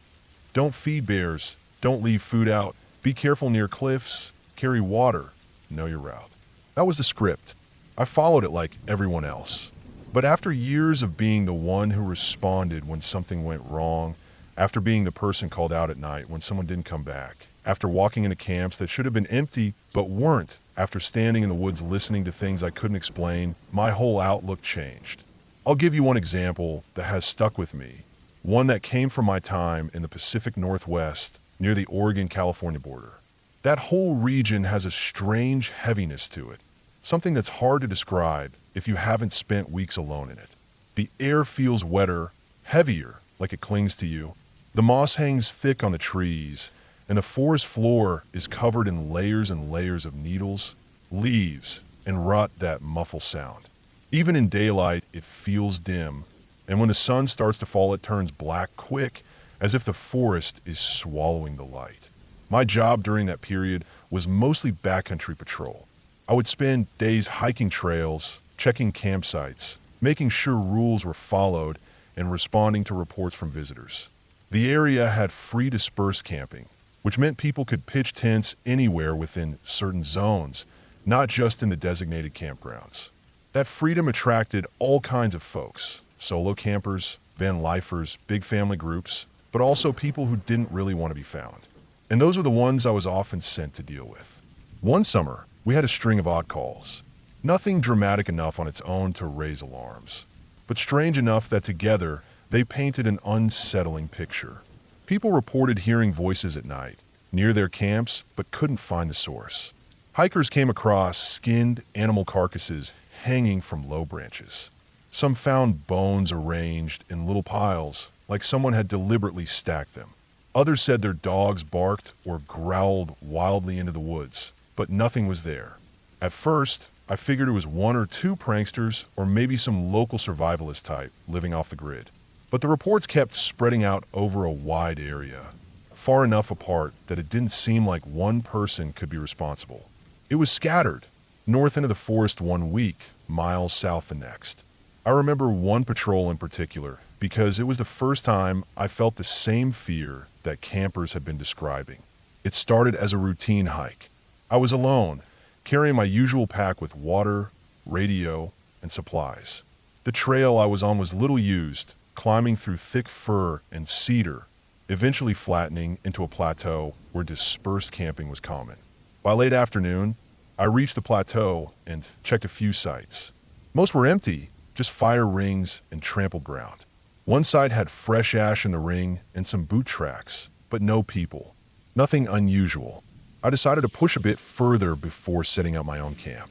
The trail narrowed, the trees pressed closer, and the ground was damp, soft with moss and layers of needles. That muffled quiet set in, the kind where every step feels louder than it should. I came to a small clearing just as the sun was sinking, and I saw it. A circle of rocks, not a fire ring, but more like a crude arrangement, and inside it, the skinned remains of a deer. The carcass was fresh, no more than a day old, and the hide was draped neatly over a branch like someone had hung laundry. I stood there longer than I should have, staring. My first thought was poachers. But poachers usually take meat or antlers. This looked different. The meat was left untouched, the head was gone, and the whole thing seemed more like a display than anything else. The smell started to hit me, and I decided I didn't want to be standing there in the fading light, so I moved on. But that night, when I set up camp a mile or two away, I couldn't shake the image. I had a small two-person tent, pitched near stream. I cooked a quick meal and tried to settle in, but my dog, back then I had a shepherd mix that often came on patrols with me, was restless. She kept lifting her head, staring into the dark, ears twitching. At first, I thought it was normal. Dogs hear everything. But after hours of her low growls and sudden stares into the tree line, my nerves were frayed. Sometime past midnight, I heard movement. Not heavy, not the crashing of an elk or bear, but something lighter, slower, like footsteps pacing around the edge of camp. My dog went stiff, then let out a deep growl that I'd only heard from her once before, when a stranger came too close back home. I unzipped the tent just a little and peered out. The night was pitch black, no moon, only the faint glow of embers from my fire. I couldn't see anything, but I could hear it. Slow steps, crunching softly on needles, circling. I called out once, loudly, even though it's against my better judgment to give away your position like that. The steps stopped. The silence that followed was worse than the sound. I waited, ears straining. Nothing.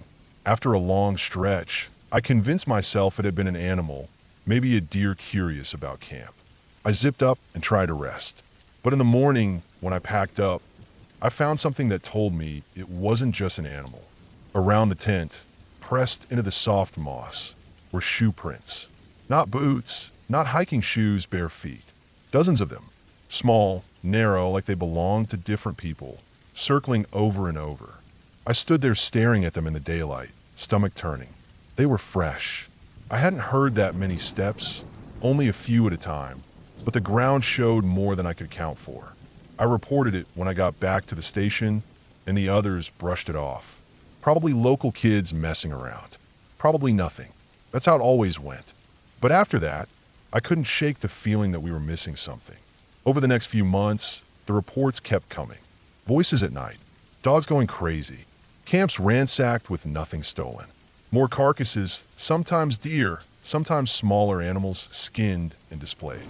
And always in that same wide swath of forest stretching from northern California into southern Oregon.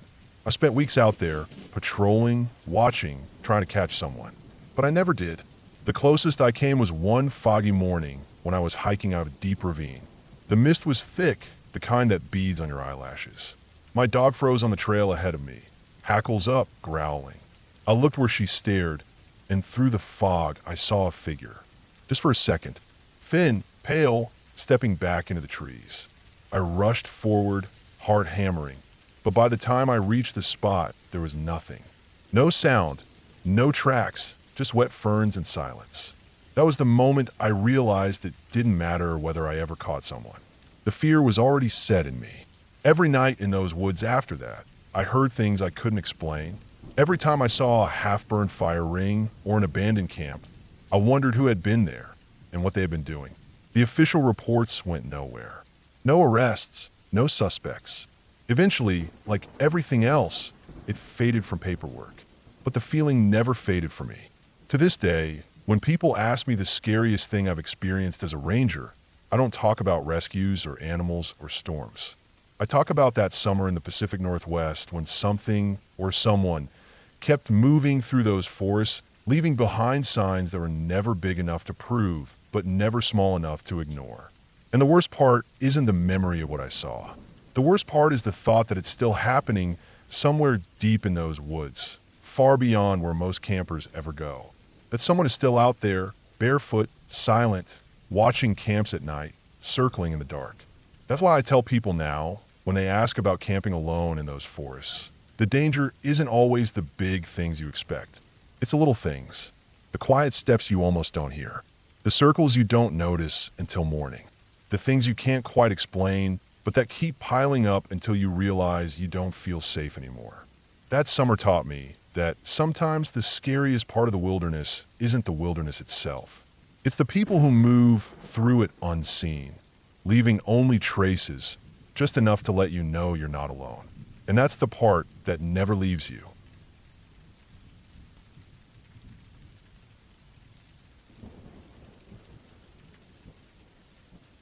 I used to think I had a good handle on what could and couldn't shake me as a ranger. You spend enough years working in parks, patrolling remote trails, clearing out camps, chasing down hikers who went off trail, or pulling people back from cliffs, and you develop a tolerance. You see the ugly parts of nature. People breaking their legs in places helicopters can't land. Animals starving when drought wipes out their food source. The way silence feels in the woods when something large is stalking you, but you can't see it yet. It all builds a skin on you, one you think is thick enough that no night, no hike, no odd encounter can ever really get through. But I'll be honest, that night at the old Los Angeles Zoo stripped me of that belief. The place already had a reputation. I'd heard the stories before I ever went.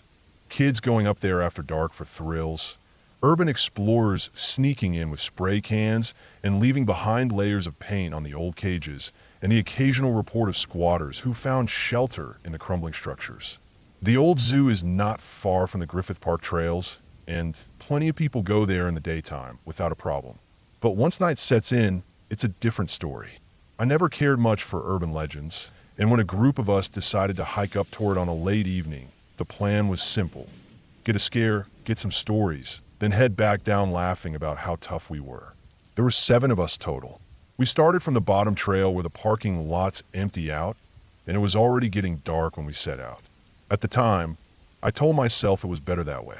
Darkness meant fewer day hikers on the path, fewer kids messing around, fewer interruptions. It also meant that everything we were about to see would sit heavier in our minds, the kind of memories that glow at the edges when you look back later.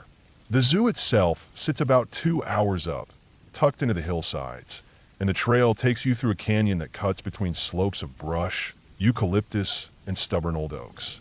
The first stretch of the hike was easy, wide enough for us to walk in pairs, our boots scuffing the dust. The heat of the day was finally bleeding off, though the air still held that dry California sharpness. At first, it was uneventful. We saw the usual nighttime stirrings, small shapes darting in the chaparral, a rabbit bounding away from our flashlights, the faint flapping of wings as an owl lifted itself out of a tree with slow, heavy beats. That owl was probably the creepiest thing in the first hour, its eyes catching the light like marbles. We joked a little, muttered about how we were wasting our time if the scariest part of the hike was just going to be wildlife we already knew was out there. But the trail changes as you push higher. Around the three-quarter mark, the canyon narrows and the path compresses into a tight passage where you have to go single file. The wall of the canyon pressed in on one side, steep and rough, while the other side dropped sharply down into shadow. It was the kind of stretch that forces you to pay attention to your footing. You turn your shoulders, angle your body a little sideways to avoid scraping against the rock, and suddenly you're much more aware of how little space you have to move. That was where things started to go wrong. The first sign was the lights. We had all brought flashlights, some of us using headlamps, others just cheap handheld ones that had been sitting in drawers for too long. Mine was decent enough, but right when we reached the narrowest part, beams started flickering. It wasn't one or two, it was most of them. At first, I thought it was coincidence, weak batteries burning low after being left untouched for months. I switched to my phone's light, and so did the others, figuring that was good enough. Still, it put an edge on the group. You never want to be halfway through a dark trail and suddenly find yourself without proper lighting. I was fourth in line, trying to keep my balance against the canyon wall when the guy in front stopped short. I bumped into the person ahead of me, muttered under my breath, and then saw why he had frozen. At first, I didn't believe what I was looking at. The trail was narrow, too narrow for anyone to just stroll by comfortably. And yet that's exactly what was happening. A man was walking toward us from the opposite direction. He wasn't stumbling or pressing himself against the rock. He wasn't awkward about the limited space. He was just striding through as if he had the whole path to himself, and somehow he wasn't brushing against any of us. He was dressed entirely in white. White pants, white coat, white shirt, and even a tall white hat that made him look like he had walked straight out of some old photograph. His hair, too, was shock white, and his face was covered, whether by cloth or by the brim of the hat. I couldn't tell in that moment. The oddest part was how clean he looked. The trail was dusty, the air dry, and yet his clothes looked untouched, like powder or chalk had coated them instead of dirt. We were all pressed to the canyon wall, our shoulders scraping rock, while he walked down the middle like it was a paved street. He didn't speak. He didn't acknowledge us. His pace didn't change as he slipped past, his stride steady, boots striking stone with a rhythm that sounded far too confident for such a narrow trail. I felt my stomach sink when he brushed past me, my back to the cold canyon wall. The light from my phone landed on him for half a second, and the glare seemed to scatter, almost like hitting pale stone. I wanted to tell myself he was just some eccentric hiker, maybe one of those local oddballs who wanted the hills at night, but there was something too smooth about it, too strange in the way he seemed unaffected by the space. I could feel panic rising in me. The same kind that comes when you realize the situation you're in has tipped over the edge into something unpredictable. I've been around mountain lions before, and the fear then is sharp, practical. You know what you're looking at, you know your chances, and your instincts kick in. But with him, there was no instinct to fall back on. Just confusion and dread swelling up until my chest hurt. I kept telling myself not to lose it, not to start running because the path was too narrow and the drop too steep. Once he passed, we all just stood there in shock, too stunned to move forward or back. But the air had shifted. It felt colder, even though I knew the temperature hadn't dropped. My hands shook as I tried to steady the light, and that's when I realized I was close to tears. I wasn't the only one. Toughness drained out of us fast, replaced with the kind of raw fear you can't really rationalize in the moment. We weren't prepared for something like that. We didn't go any farther. The zoo was close, but nobody wanted to see what else was waiting. We turned back, moving much quicker than before, heads snapping at every sound in the brush. I kept checking behind us, half expecting to see the man following, his pale form cutting through the dark. But he never appeared again. When we reached the bottom, the parking lot was empty except for our car. Relief should have hit me then, but it didn't, because there was something circling the vehicle. At first I thought my eyes were playing tricks, maybe dust motes catching the light. But no, it was a cluster of faint, glowing shapes moving around in looping, erratic circles. They weren't solid, more like shimmers or spots of reflected light. The others saw them too, and just as suddenly as we noticed, they vanished. That sealed it for us. None of us wanted to stick around. We piled into the car, doors slamming, hearts racing, and sped off. Nobody said much on the drive home. And though people later tried to spin it into ghost stories, talk about orbs and spirits, I never saw it that way. What we saw was real, but it wasn't supernatural. Looking back, I think it was a combination of things that made that night what it was. Griffith Park has its share of strange history, abandoned projects, forgotten structures, people who don't want to be found. The zoo itself has long been a hangout for squatters, taggers, and drifters who pass through. That man we saw, he was real. Probably someone who had been living up there for a long time, maybe with mental illness, maybe with his own reasons for dressing the way he did. People fall through the cracks in big cities, and the hills are full of them. As for the lights of the car, I don't think they were spirits or orbs. I think our eyes were fried from hours of straining through dark trails with failing flashlights and phone beams. When your eyes are under that kind of stress, you start seeing spots, after images, flashes of light where none exist. Stress makes it worse. Fear makes it worse.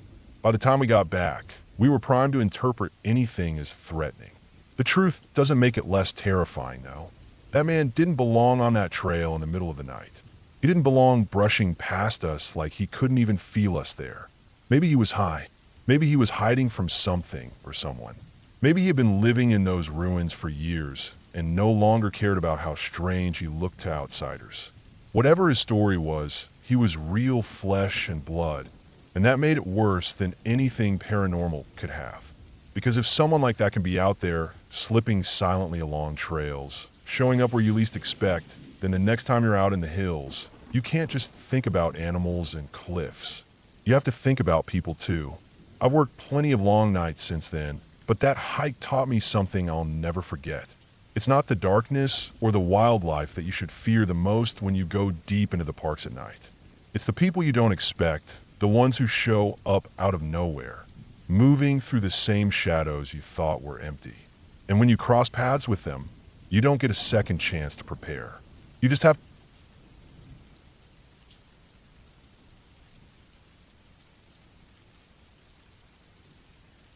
I've been a park ranger for a good part of my adult life, and in that time I've seen a fair share of things that most people wouldn't believe unless they experienced it themselves. People usually think this job is all about hiking through pretty trails, pointing out animals to tourists, or sitting in a tower watching the trees change with the seasons. That part is true, but it's only the surface of what we deal with. Most of our time is spent dealing with lost hikers, illegal hunters, reckless campers who start fires, and the constant strain of keeping thousands of acres of wildland safe, not only for the public, but for the creatures that live there. This story happened during my second year working full-time in the northern part of a large state forest. The section I patrolled stretched over 70 miles of trails, back roads, rivers, and swamps. The land was thick with pine, birch, and low cedar bogs. In the summer, it was buzzing with mosquitoes, black flies, and tourists. In the fall, it was hunting territory. Winter made it almost dead silent, except for snowmobiles and the occasional animal foraging for food. The incident that stuck with me happened in late autumn, the kind of time where the forest feels both alive and empty at once. The leaves had mostly fallen, carpeting the ground in rust and gold, while the trees stood like tall, stripped skeletons. The days were short, nights were long, and the cold had started to bite. I had been scheduled for a 10-day rotation of night shifts. That meant I had to cover the remote areas, check trailheads, make sure campsites were empty, and respond to any emergency calls in the region. On the fourth night, a call came through the radio that a vehicle had been reported abandoned on a service road about 12 miles into the forest. The report came from a hunter who noticed the car while walking back from his deer stand. The hunter said the vehicle looked like it had been there for at least a couple of days. No one had reported a breakdown, and there wasn't any open camping in that area, so we had to check it out. The road in question was little more than a dirt track carved through the woods. During the wet season, it turned into deep ruts and mud holes, but by this time of year, it had hardened.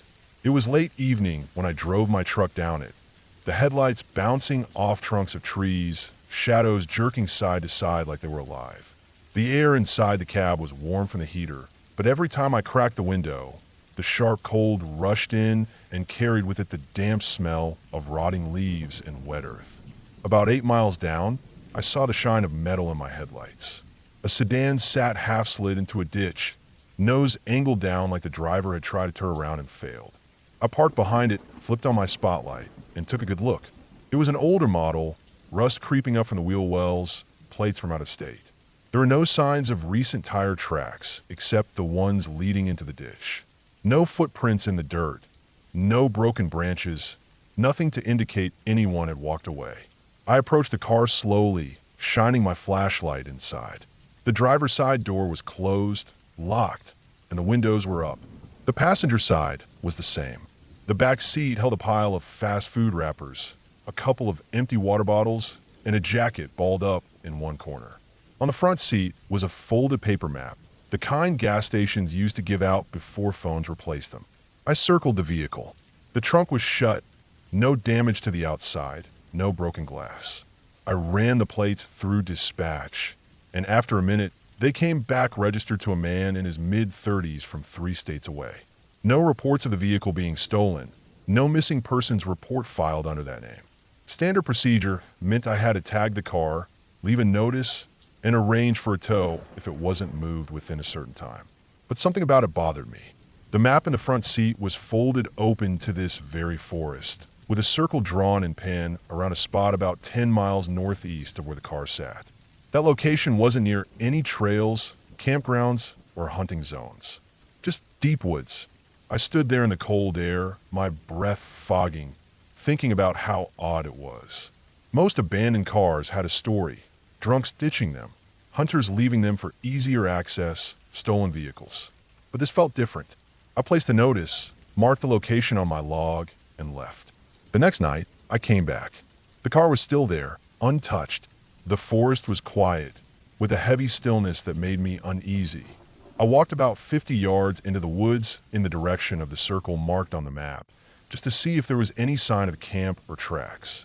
The ground was soft with leaves, and the further I went, the darker it grew as the trees pressed in. I didn't find anything obvious, so I went back to the truck. By the 6th night, the car was still there. No tow had been arranged yet, and dispatch said they were waiting to confirm with the registered owner. I didn't like the idea of it sitting out there, so I decided to do something I probably shouldn't have. I followed the map. I left my truck parked near the car and started hiking northeast into the woods. I had my pack, my flashlight, GPS, radio, and sidearm. The cold bit at my ears, and the smell of damp pine and soil grew heavier the deeper I went. The forest here wasn't often traveled. No blazes on the trees, no trail markers, no worn footpaths, just raw wilderness. After about 2 miles, I started to notice things. A soda can tucked under a log, a strip of orange tape tied to a branch, faded but visible. Then a boot print pressed into the damp soil. Not fresh, but not ancient either. I kept going, following what looked like a faint path of disturbed leaves and occasional tape markers. Whoever had come this way had been trying to mark a route. It led deeper, crossing small creeks and climbing ridges. The forest grew darker, and the sound of wind faded until all I could hear was the crunch of my boots and my own breathing. After another mile, I came to a small clearing. In the middle of it was a fire ring made of stones. Inside the ring were charred pieces of wood, burned cans, and bones. Animal bones, likely from a deer or small game. Nearby was a tarp stretched between 2 trees, collapsed now, but still showing signs that someone had camped here not too long ago. I looked around carefully, every nerve in my body alert. The camp was abandoned, but not in the way most are. There was no trash scattered everywhere, no sleeping bag left behind, No food wrappers piled up. It looked like whoever had stayed here had left in a hurry, but not sloppily. About 20 feet from the tarp, I found something that made my stomach sink. A shallow pit had been dug into the ground, covered with branches and leaves. Inside was a black trash bag, torn open at one side. Bones spilled out, animal bones, but mixed among them, I thought I saw something that didn't look right. I crouched down, shined my flashlight closer. It was a jawbone. Human. Small. Maybe from a younger adult. My skin went cold. I stood up slowly, scanning the tree line.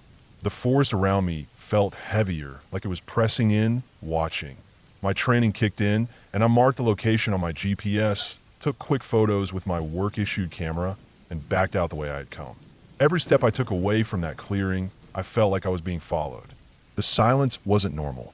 Not a single bird, not a single rustle of leaves. Just my own movement. When I got back to my truck, the abandoned car was still there, silent and dead in the ditch. I drove straight out and reported everything to my supervisor. Within hours, state police and investigators were swarming the woods. Over the next week, they found more. More bones, some human, some animal, scattered in pits. Evidence of makeshift camps.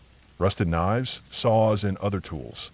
It became clear that whoever had been out there had been living in the woods for a long time, hunting, cooking, and doing something much darker.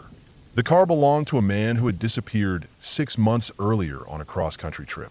His family said he had planned to stop in several parks to hike. They never heard from him again.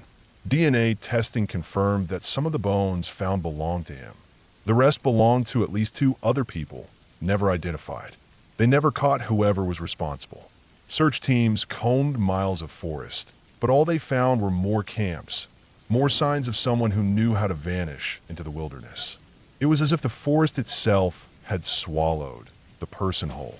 To this day, when I patrol that section, I feel uneasy. Every crunch of leaves makes me turn my head. Every time I see a soda can, a strip of tape, or a pile of rocks, my heart speeds up. The car was towed, the bones collected, and the case remains open, filed under missing persons and homicide. I still think about that night, standing in that clearing, staring down into a pit covered in branches, seeing that human jawbone mixed with animal bones. The forest is supposed to be wild, but that was the moment I realized the most dangerous thing, and it wasn't a bear or a wolf or the freezing cold. It was a person hiding in the silence, who knew how to live in the dark without being found. And somewhere out there, maybe still today, they are.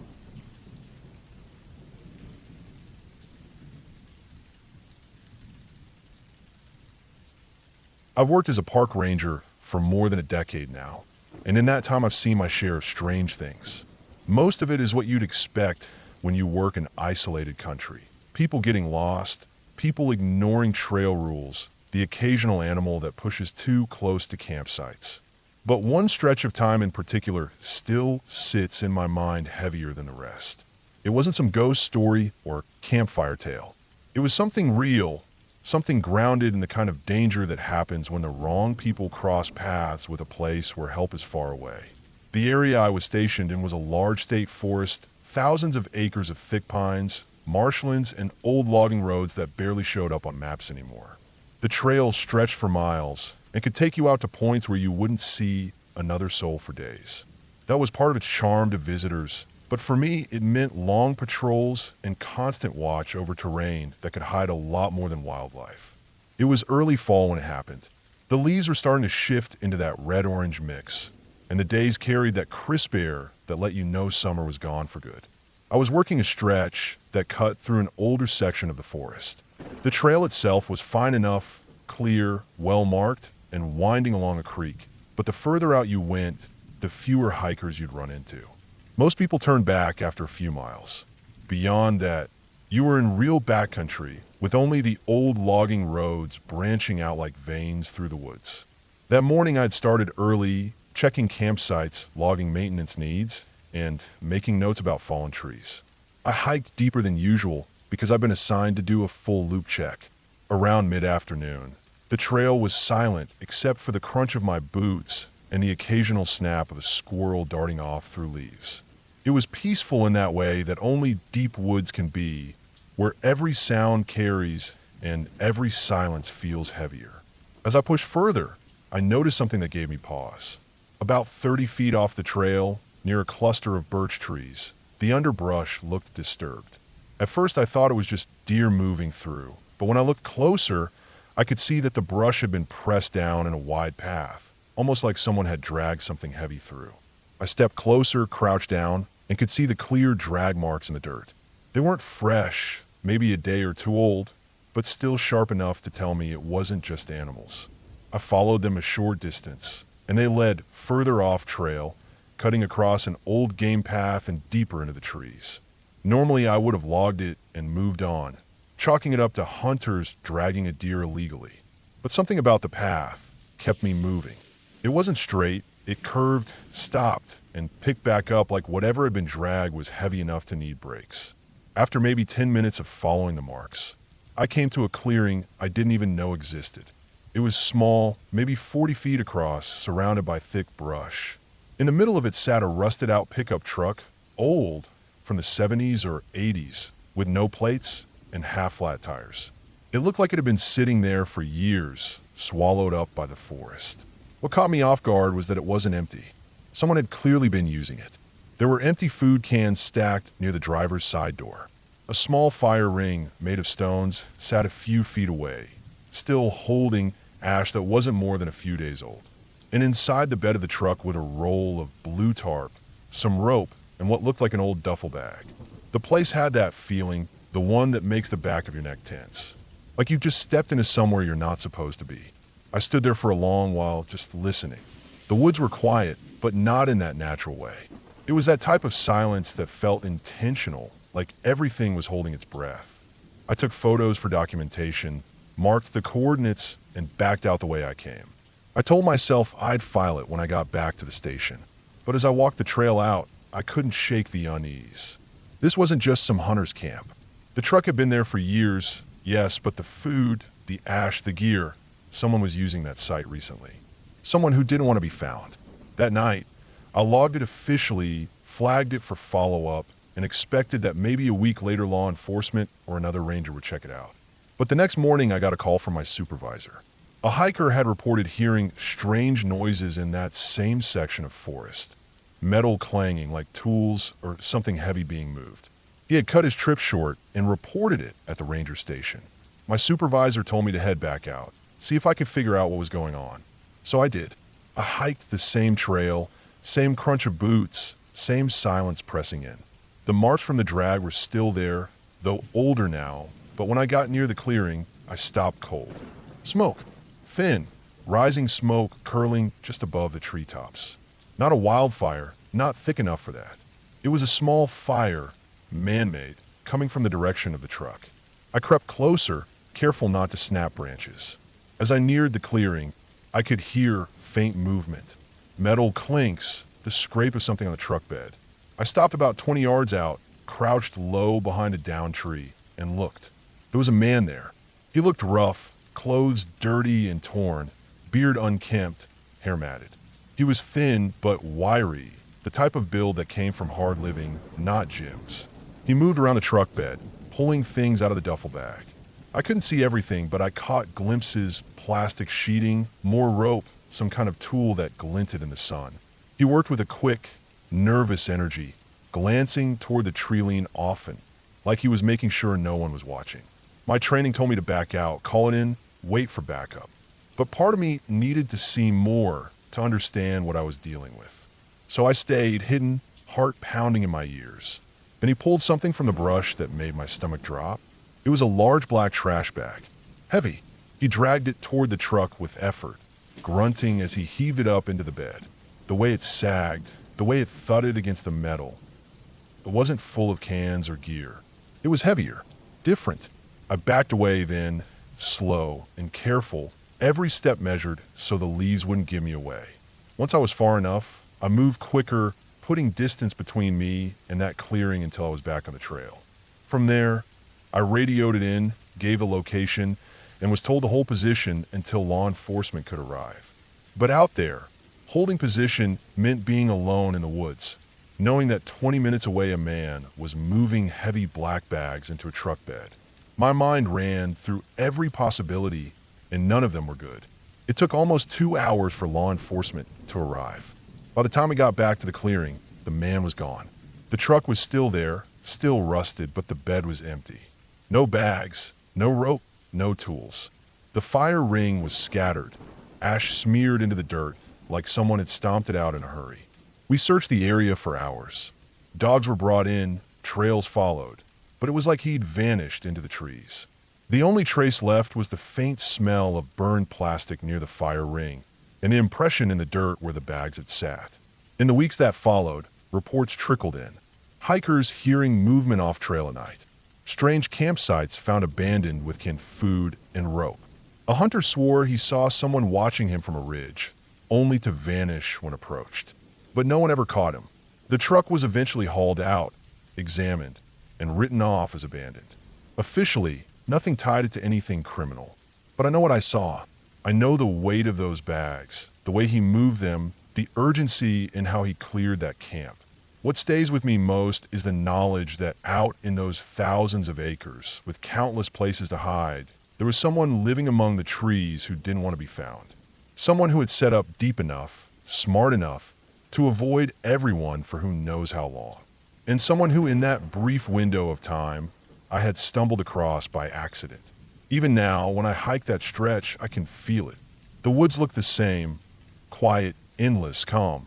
But every time the breeze shifts or the brush rustles, I remember crouching behind that downed tree, watching a man drag heavy black bags across a hidden clearing. And I know that just because you don't see him doesn't mean he isn't there.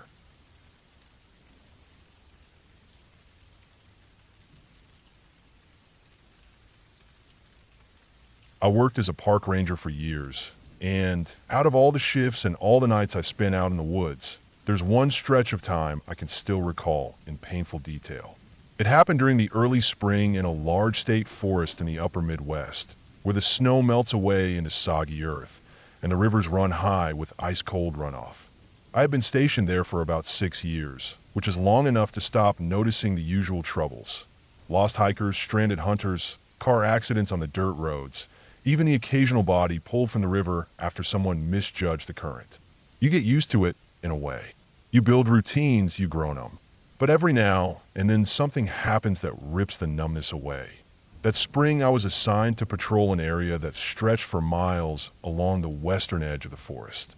It was rugged, less traveled, and full of deep ravines and thick stands of pine. Old logging roads cut through sections of it, but most were washed out, overgrown, or blocked by fallen trees. My job was to check trailheads, make sure campsites were clean, keep an eye out for any flooding along the riverbanks, and, as always, scan for signs of poaching. That last one was especially important in early spring because deer shed their antlers then, and plenty of people would come in illegally with ATVs, cutting through sensitive areas just to gather sheds or take shots at wildlife they had no permit for. The ranger station sat almost 20 miles from the farthest boundary of my patrol, so most nights I camped out in the backcountry instead of driving back and forth. I had a government-issued truck, a canvas wall tent, and all the gear needed to stay out there for a week at a time. That March, the air was still cold enough at night to freeze your breath, and the ground sucked the heat out of your boots. The snow had melted in patches, leaving half the forest a patchwork of mud and ice. The river ran high and fast, roaring through the valleys, carrying logs like matchsticks. The trouble started with reports from a few hikers. Nothing major, just vague complaints of hearing engines revving at night in restricted areas. Most assumed it was snowmobilers, though the snow had thinned out too much by then to ride safely. Others swore it was ATVs. I had heard engines too, off in the distance, late at night when the forest should have been silent. But I never managed to pin down where the sound came from. It echoed strangely through the valleys, bouncing off ridges until it felt like it was coming from everywhere at once. On the third night of that patrol, I set up camp near an old fire road that cut west toward the river. The place was overgrown and hadn't been maintained in years, but offered a good spot to pitch my tent and park the truck. I had a small fire going, cooked up a simple meal, logged my notes for the day, and by the time darkness swallowed the forest, I crawled into my sleeping bag. The silence out there could be suffocating. Even the owls and coyotes stayed quiet sometimes. That night, long after midnight, the sound of an engine drifted through the trees. At first I thought I was dreaming, but then it came again, louder, closer. A high-pitched whine, like an ATV tearing through gears. I sat up, pulled on my coat and boots, and stepped out into the freezing air. The sound carried strangely, rising and falling, then cutting off altogether before roaring back again. I grabbed my flashlight, my radio, and hiked down the fire road, tried to track it. The mud sucked at my boots. Branches snapped back into my face. The forest was pitch black, the kind of dark where your flashlight beam seems too thin, swallowed whole before it even reaches the next tree. I kept walking, listening. The engine noise rose again, then cut off sharply. I stopped in my tracks, waiting. Silence pressed in on all sides. I scanned the ground for tracks. Sure enough, in the soft mud were fresh ruts, deep grooves cut by thick tires. They were recent, maybe within the hour, and pointed straight down the road toward the river. I followed them. The farther I went, the worse the trail became. Fallen branches littered the ground. Water ran across the ruts, and sections of ice still clung to the shaded edges. No sane rider would have risked it, but the tracks pressed on.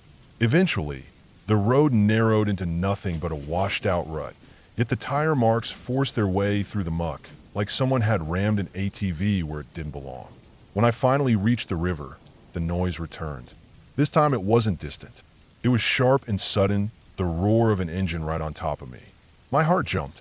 I spun with the flashlight, but the beam caught nothing but water foaming white in the moonlight.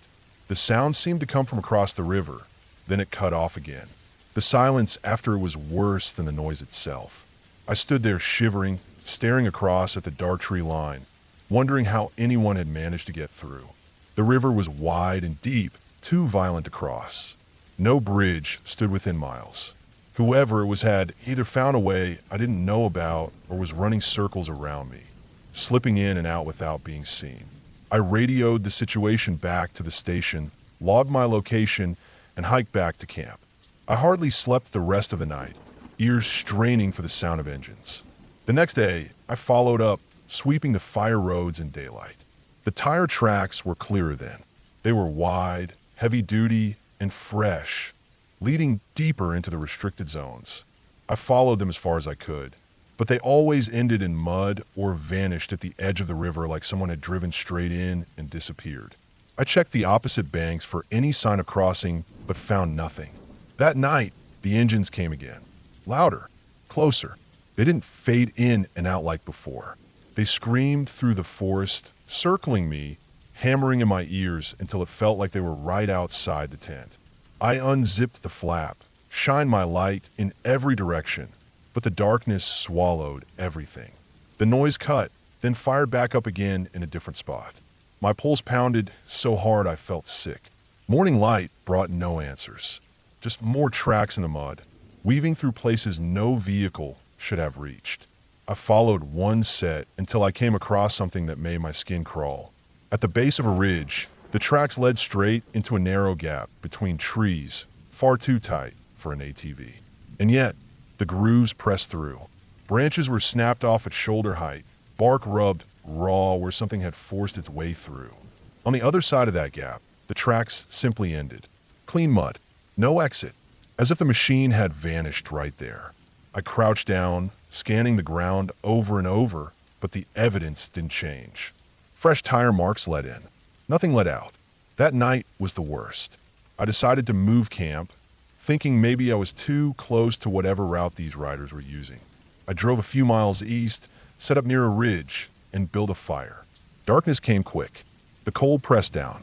I sat there by the fire listening to the crackle of burning wood, telling myself I was imagining things. Then the engines roared to life again. Not in the distance this time. Right up the ridge above me. I jumped to my feet, flashlight beam cutting through the trees.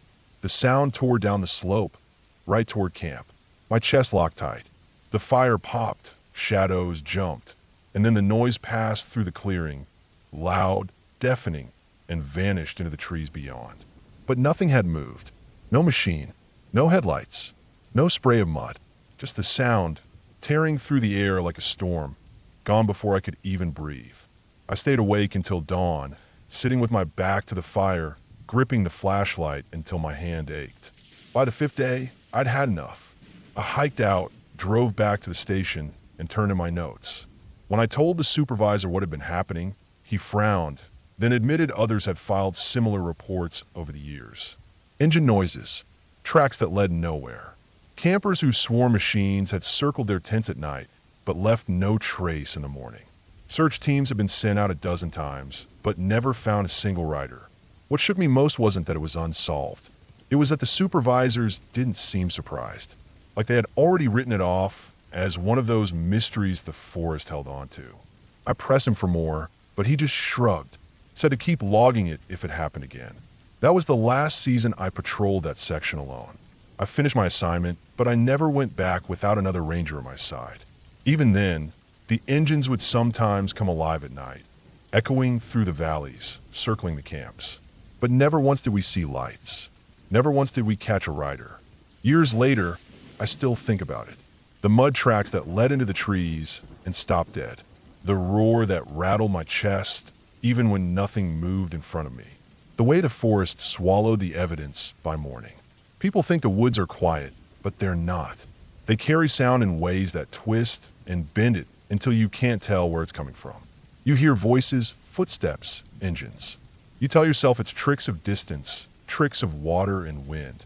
But when you stand there in the freezing dark, waiting for something that never shows itself, you learn a harder truth. Sometimes it's not about what you see. It's about what refuses to be seen. And in that forest, on those nights, I was certain of one thing. Something was out there, moving where it shouldn't.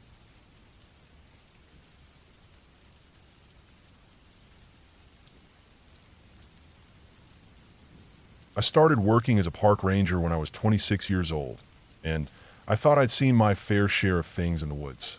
Injured hikers, stranded campers, illegal hunting, and even the occasional wildfire creeping in from a lightning strike on a dry ridge. I knew the routine, I knew how to keep my nerves steady, and I thought I had a strong grasp of what people could do and what the land could throw at you. But there was one stretch of forest I patrolled that changed the way I looked at the job. And to this day, I don't like to think about it too much unless I'm in a place where the walls are solid and the lights are steady. The park was in a remote part of the northern Midwest. A lot of rolling ridges, big hardwood forests, deep valleys with rivers that ran cold even in July. Most visitors stuck to the main trails and the marked campgrounds, but my post required me to cover backcountry zones that almost nobody went to unless they were serious about being alone. I liked it that way. I could spend full shifts walking old logging roads, following faint game trails, checking clearings, and making sure no one had set up a hidden camp. One area on my map was marked as Zone 14, though most rangers just called it the Notch. It was a slice of valley land with steep hillsides, dense cover, and a stretch of river that bent sharply before disappearing into a narrow gorge. It wasn't closed to the public, but it had no official trails leading into it. People didn't end up there by accident.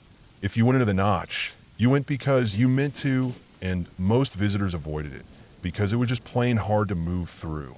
I had only been assigned the Notch after an older ranger retired. The first few times I went in, it was uneventful. I hiked, I checked for illegal hunting blinds, I logged my coordinates, and I came back out. It was thick, damp country, the kind where sound carried in strange ways. A woodpecker hammering on a tree 100 yards away could echo like it was right over your head. And when the wind shifted, you could swear you heard footsteps on the ridge when it was just branches rubbing. One afternoon in late September, I was scheduled for a long patrol in that zone. The leaves were starting to turn, the air had a bite to it, and the daylight was shortening fast. I headed in just after dawn with enough gear to stay out, until evening if I needed. My plan was to follow the river bend, cut across one of the ridges, and circle back. It would be a good 10-mile loop, maybe more depending on how the terrain treated me. At first, it was standard. I saw deer tracks in the mud, a fox slipping through the underbrush, and the distant call of a raven. Around midday, though, I noticed something odd. Along the riverbank, pressed into the damp soil, were boot prints. Not hiking boots like I usually saw, but heavier, flatter soles like work boots. At first, I thought maybe a fisherman had wandered in from outside the park boundary, but the direction of the tracks didn't follow the river out. They led deeper in toward the gorge. I followed them. It's part of the job to know who's in the backcountry and why. The tracks weren't fresh, maybe a day or two old, but they were clear enough to follow. They went up the bank, through a patch of willows, and into thicker woods. The deeper I went, the more uneasy I felt. There was no sign of camping gear, no cigarette butts, no food wrappers, nothing people usually leave behind. Just those boot prints, steady and purposeful, heading straight into some of the roughest ground in the zone. I kept following, and about 2 hours later, I came to a small clearing I had never marked on a map. In the middle of it, half buried in weeds, was the rusted frame of an old truck. It must have been there for decades, left from some forgotten logging job. The tires were gone, the doors half open, the bed filled with rotted leaves. The boot prints went right up to the truck and then around it, circling. I checked the area carefully. Nothing. No tent, no signs of recent fire, no tools, no footprints leading away in any direction I could follow. It was as if whoever made them had walked to that spot, paced around the truck a few times, and then disappeared. I wrote down the coordinates, noted the details in my log, and moved on. But the thought stuck with me. People don't just vanish like that. The ground was soft enough that I should have seen where the prints went next, but they simply stopped near that truck. By the time I looped back toward the river, the light was fading. I didn't want to get caught on those ridges in the dark, so I picked up my pace. The woods grew quiet, too quiet. Usually in the evening you'd hear squirrels, birds settling, the chatter of things moving to roost. But there was nothing, just the sound of my boots on leaves and my own breathing. I made it out just before dark and drove back to the station. That night, I kept thinking about the truck and the prints that stopped. I told myself it wasn't my problem unless I found someone actually camping or poaching. But I couldn't shake the feeling of being watched while I stood in that clearing. A week later, I was back in the notch. Same entry point, same route. I want to check on that truck again, see if anything had changed. The forest looked the same, but when I reached the clearing, something was different. On the hood of the rusted truck was a pile of rocks, stacked neatly in a small tower. It hadn't been there before. I don't like finding things like that. It usually means people are using the area, and not always the type of people who want to be found. I scanned the tree line, waited, listened. Nothing moved. No voices, no sound of someone slipping away. Just that stack of rocks on the hood, sitting there like it was meant for me to find. I noted it, logged it, and left. But after that, the notch started getting under my skin. Each time I went back, there was something new. A patch of bark stripped from a tree, deep knife marks carved into the wood. A section of ground where the leaves had been cleared away in a circle, down to the bare dirt. Once, a pair of boot prints pressed in the mud on a ridge, fresh enough that they had to be from that morning. Yet I never saw or heard a soul. The more I went in, the worse the feeling got. It wasn't like animals watching. I felt that before, and it has a rhythm to it. This was different. This was patient human. I began to hate writing my name on the assignment board when the notch came up. The breaking point came in late October. The days were shorter, and the woods were damp with constant drizzle. I was assigned another long patrol in Zone 14. I tried to push down the unease. I told myself I was imagining patterns that weren't there. People wandered in, messed around, left strange signs. It didn't mean anything. I went in early, same as before. By noon, I reached the clearing with the truck. This time there was something new. Hanging from a low branch above the hood was a piece of rope, and tied to the rope was a boot. Just one.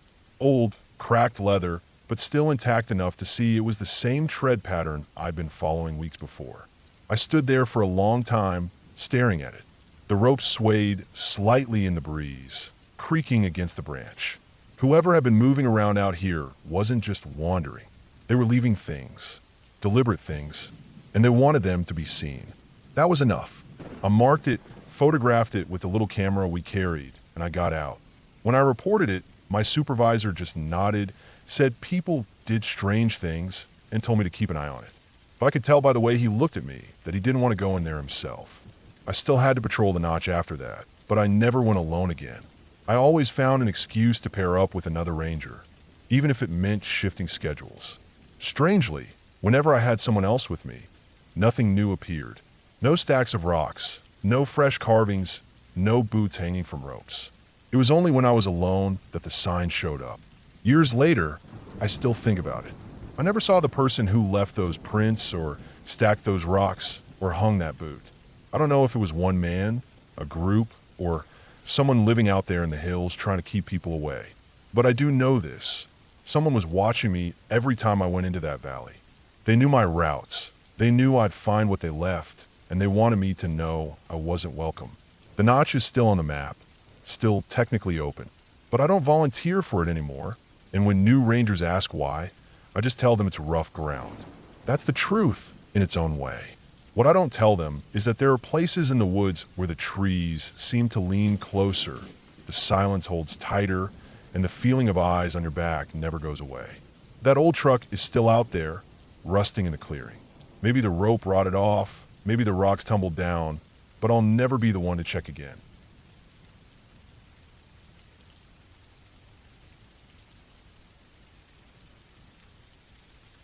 I've worked as a park ranger for most of my adult life, and over the years I've seen things that stick with me in ways I can't shake. Some things you can laugh about, like drunk campers falling in the lake or city folks thinking a raccoon is a bear. But other things, the real things that sit with you, aren't funny at all. They're the kind of things that creep into your head at night when you're alone in your cabin and make you check the lock on the door twice. One story in particular has stayed with me more than any other.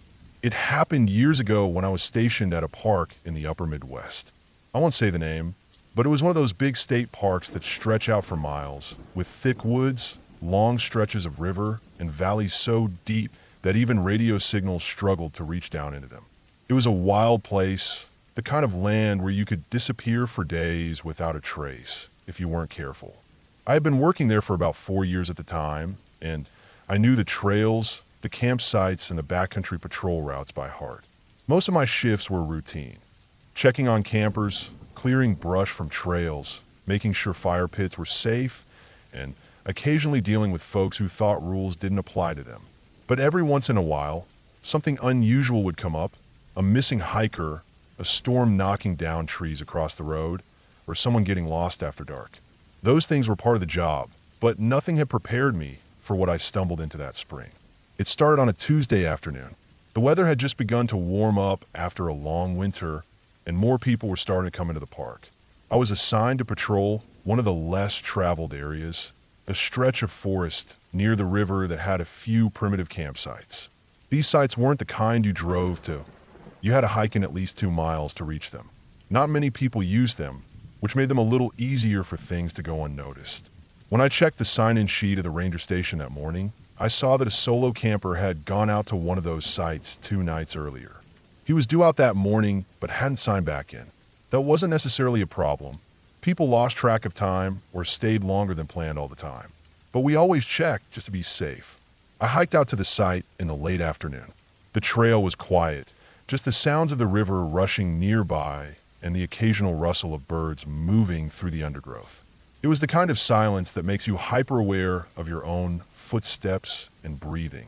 When I reached the site, the first thing I noticed was that it looked like nobody had packed up. The tent was still standing, a small one-person dome style, and there was gear scattered around the fire pit.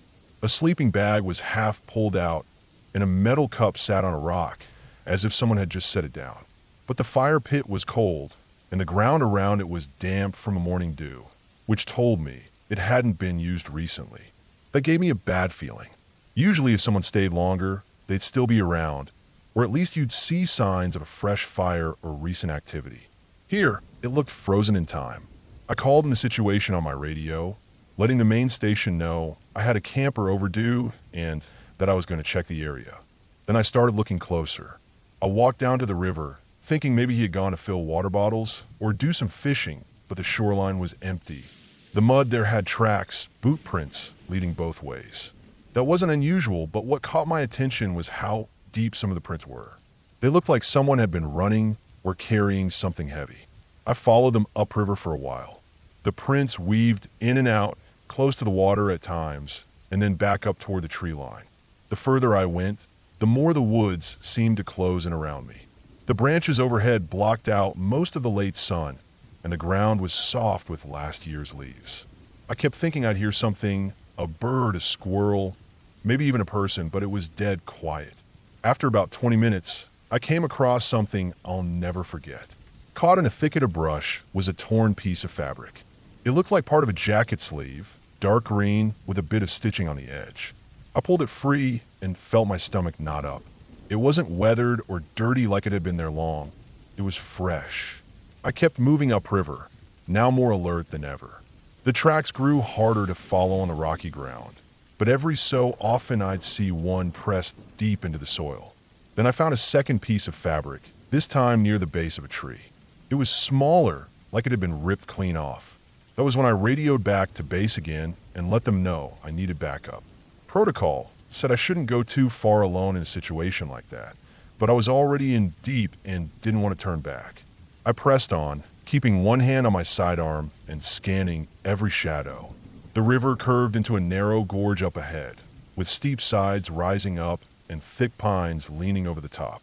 It was one of the more isolated spots in the park, and I rarely saw campers go that far.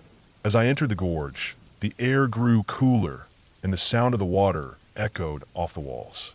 That's when I noticed something strange, a faint smell, sharp and sour, like old metal or something rotting. I slowed down and moved carefully. The smell grew stronger the further I went, and soon I spotted something up ahead on the riverbank. At first I thought it was driftwood, but as I got closer I realized it was a backpack. It was lying half in the water, soaked and muddy, with its contents spilling out, a cooking pot, a map folded tight, and a small roll of duct tape. That sight hit me harder than I expected. A backpack abandoned like that in the middle of nowhere was never a good sign. I crouched down and checked the contents, trying not to touch too much. Everything looked used, but not damaged, except for the zipper, which had been pulled so hard it had ripped the fabric. I looked around carefully. The gorge was still silent except for the water, but I couldn't shake the feeling I was being watched. I found more tracks leading further along the river, but they weren't as neat anymore. They crisscrossed and doubled back like whoever made them was stumbling or being chased. That was when I saw it. Just beyond a bend in the river, in a patch of gravel, there was blood. Not a lot at first, just drops, but enough to stand out against the pale stones. I froze and felt my chest tighten. I'd seen blood in the field before, animal kills, hunting accidents, but this looked different. It was smeared, not just dropped like someone had fallen or been dragged. I followed it slowly, my heart pounding in my ears. The smear led up the bank into a tangle of brush, and when I pushed through, I found the rest of the scene. The ground was torn up with boot prints and drag marks. More blood stained the leaves, though not in a pool. More like streaks, as if someone had been pulled through. But there was no body, no person, just the aftermath of something violent.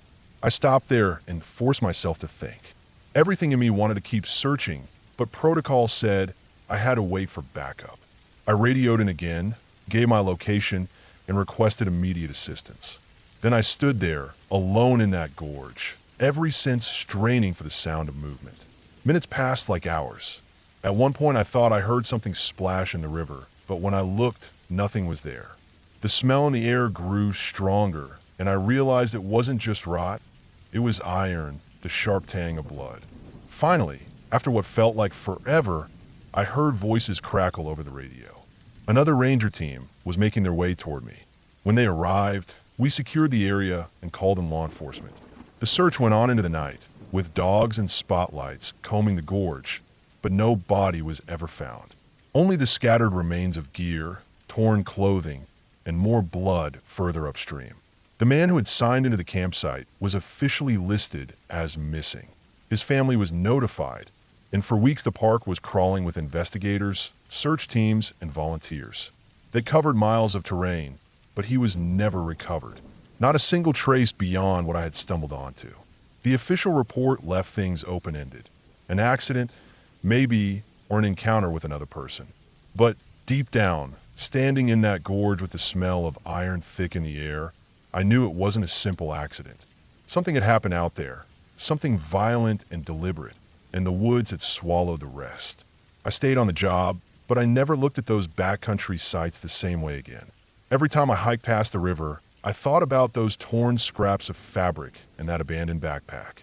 I thought about how quickly someone can vanish, even in a place you think you know. And the worst part, the part that still wakes me up at night, is knowing that whatever happened to him, whoever or whatever caused it, was never found either.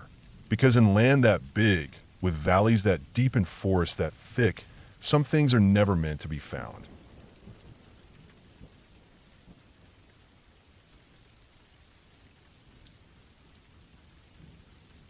I have been a park ranger for most of my adult life, and over the years I've seen a lot of strange and unsettling things. But one particular assignment still stays with me no matter how much time passes.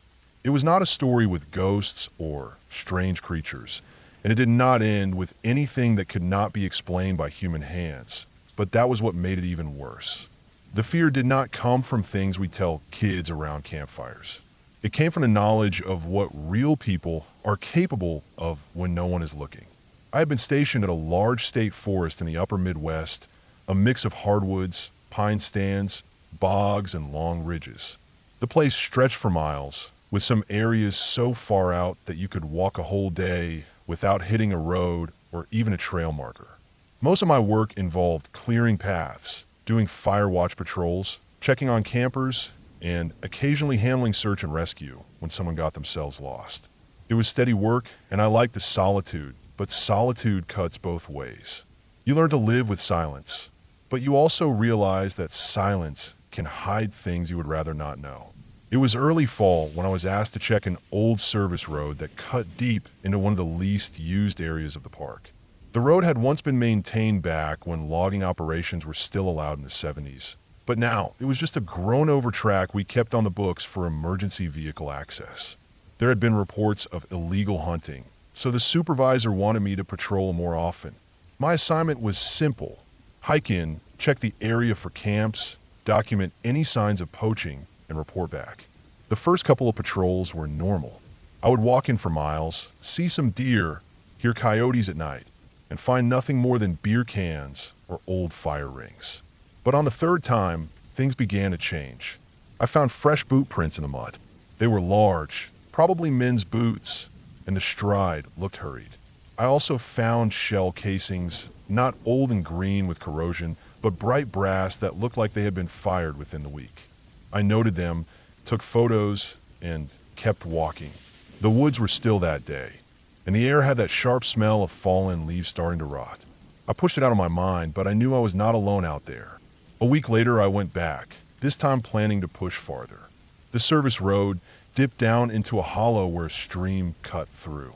Just past that, there was a stretch of lowland swamp where hunters liked to set up, even though it was off limits. I carried a small overnight kit, figuring I might camp to watch the area at night. I had learned that illegal hunters often worked after dark, when they thought rangers would be home. I set up near the hollow, tucked behind a fallen oak, so I could see the road without being seen myself. As night fell, the forest sounds settled in. Crickets clicked, owls hooted, and the air grew colder. Hours passed, and I was starting to think nothing would happen, but then I heard it. The sound of an engine, faint but clear, moving down the old road. It was a pickup driving without headlights, bouncing slowly over the ruts. I crouched lower, holding my breath. The truck stopped not far from where I was hidden, and I could hear doors slam. For the next hour, I sat still and listened. I heard voices, though I couldn't make out the words. Then came the sound of something being dragged. A metallic clank, a shovel hitting earth. My mind turned over the possibilities. Hunters usually carried rifles, but why dig at night? Why drag something heavy? My gut tightened, but I stayed put. Eventually, the truck started up again and drove back the way it came, still without lights. When the woods grew quiet again, I waited another long stretch before moving. I crept down to the hollow with my flashlight covered by my hand, so the beam was just a dim glow. I found a spot easily. The ground was torn up, fresh soil piled high in a narrow trench. The smell of raw earth was strong. Something had been buried, quick and rough. I crouched low and ran my hand across the dirt. It was loose and cold.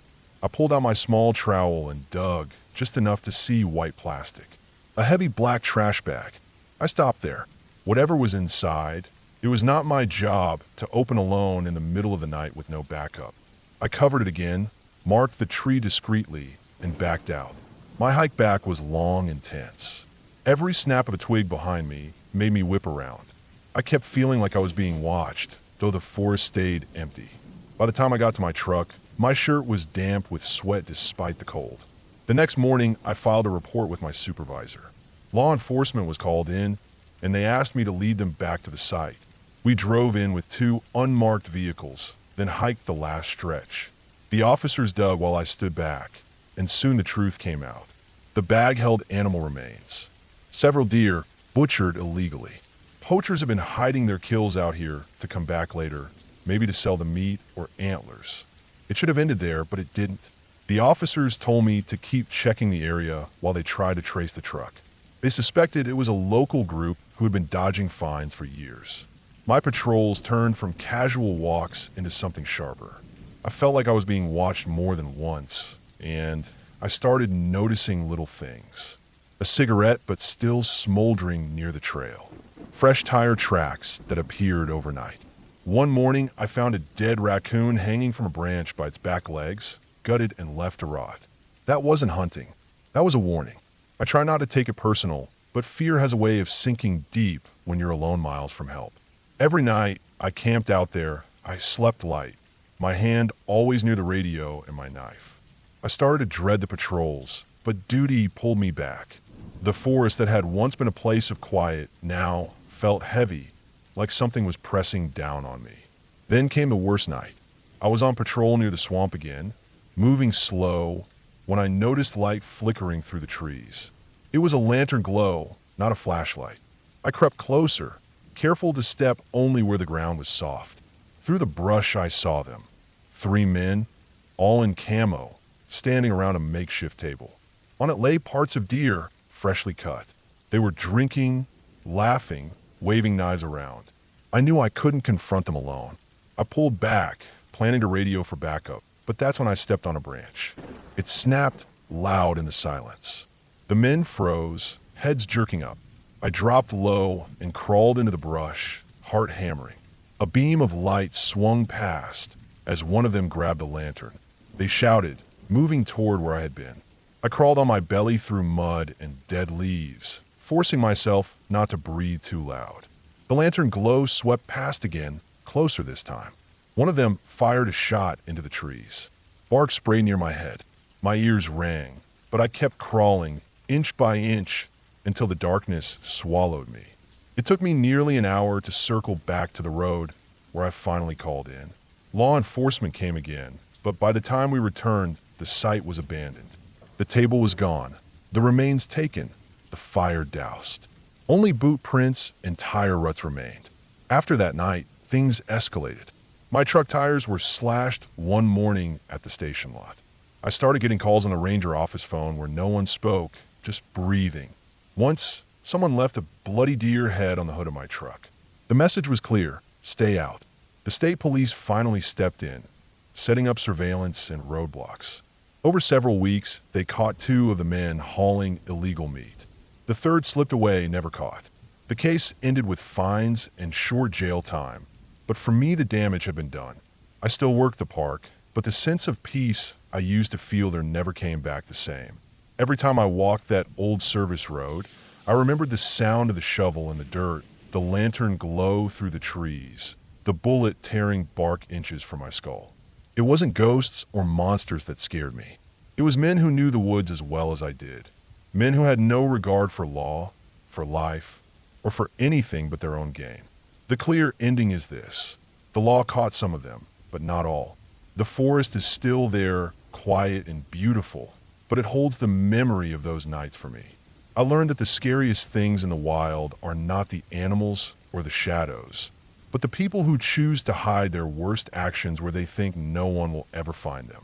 And sometimes when I walk alone and the wind dies down, I still feel that heavy silence, the kind that makes you stop and listen, knowing full well that silence doesn't always mean you're alone.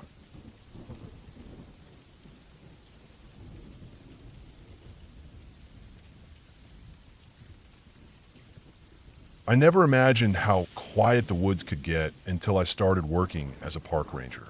People always think of birds, wind in the trees, maybe the distant sound of water, but when you spend long enough out there, especially in the backcountry where no one goes, there are stretches of silence so complete that it makes your ears ring. That silence can work on you in strange ways. I thought I was ready for it when I took the job. I had already done backcountry camping, hunting trips, and long hikes. But it's different when you know that you're the one responsible for patrolling miles of land that very few people ever step foot on. The incident I'm about to describe happened during my third season on the job. I had already gotten used to most of the routine. Our park covered a wide stretch of forest, lakes, swamps, and hills. A good portion of it wasn't accessible by road. We used boats, ATVs, and a lot of hiking to check the remote areas. There were trails the visitors knew, and then there were the fire roads and game paths that we used when we had to. My job was to check boundary lines, clean up old campsites, make sure no one was poaching, and sometimes respond to calls about missing hikers. Most of the time, it was uneventful. You walked for hours, wrote notes, maybe hauled out some trash, and came back to the station.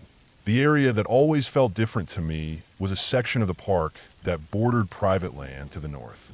That land had been sold off decades ago, but the original owners had built old hunting cabins and trails that were now mostly rotted away. My supervisor told me that if I ever had to patrol there, I should pay extra attention.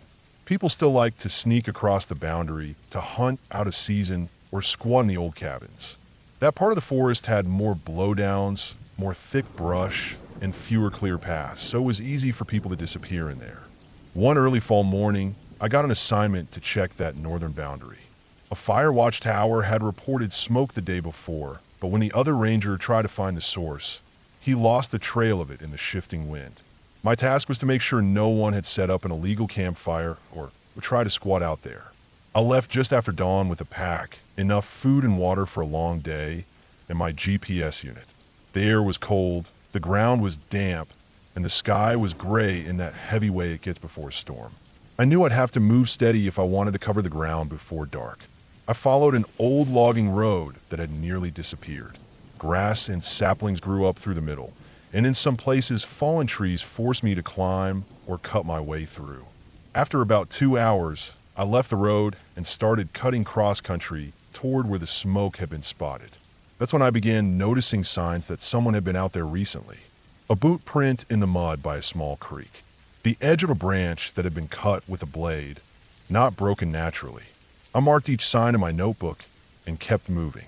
The woods in that area felt different. The trees grew tighter together, and the undergrowth made it harder to see more than 20 yards in any direction.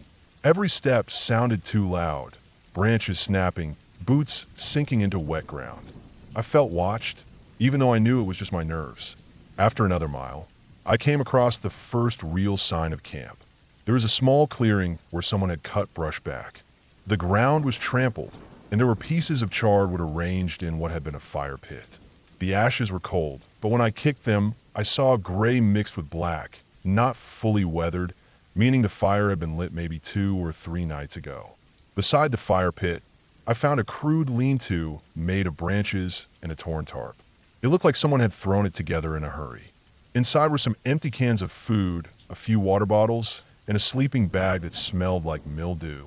None of it looked abandoned long enough to be forgotten. Whoever was here had either left recently or planned to come back. I marked the spot on my GPS and looked for more signs. That's when I saw something that bothered me. About 10 yards beyond the camp, there was a tree with deep marks carved into the bark. There weren't initials or shapes like kids make. These were straight lines, long gouges, almost like someone had hacked at the tree with a hatchet over and over. The cuts were fresh, sap still sticky. There was no reason for it. It wasn't firewood, it wasn't clearing brush. It looked more like someone had stood there and just hacked at the tree until they were tired. I kept moving, circling out from the camp to see if I could pick up a trail. The ground was soft enough in places to catch prints, and I began finding more boot marks. Some were going deeper into the park, away from the boundary. They weren't on any real path, just cutting through brush. I decided to follow. For hours I tracked those prints. They wove through thick forest, crossed a swampy patch, and climbed at a rocky ground where I nearly lost them. I kept thinking about the fire report, the camp, the strange marks on the tree. Whoever I was following didn't seem like a normal camper. Their trail was erratic, no clear direction, sometimes circling back on itself. At one point, I found another hacked-up tree. The same long cuts, the same sticky sap bleeding out. By mid-afternoon, the sky had gotten darker. The storm I'd felt in the morning was finally rolling in. The wind picked up, carrying a damp chill. I came to a ravine where a small stream ran through. Across the water, half hidden in the brush, was an old shack. At first, I thought it might be one of the hunting cabins that had been abandoned years ago.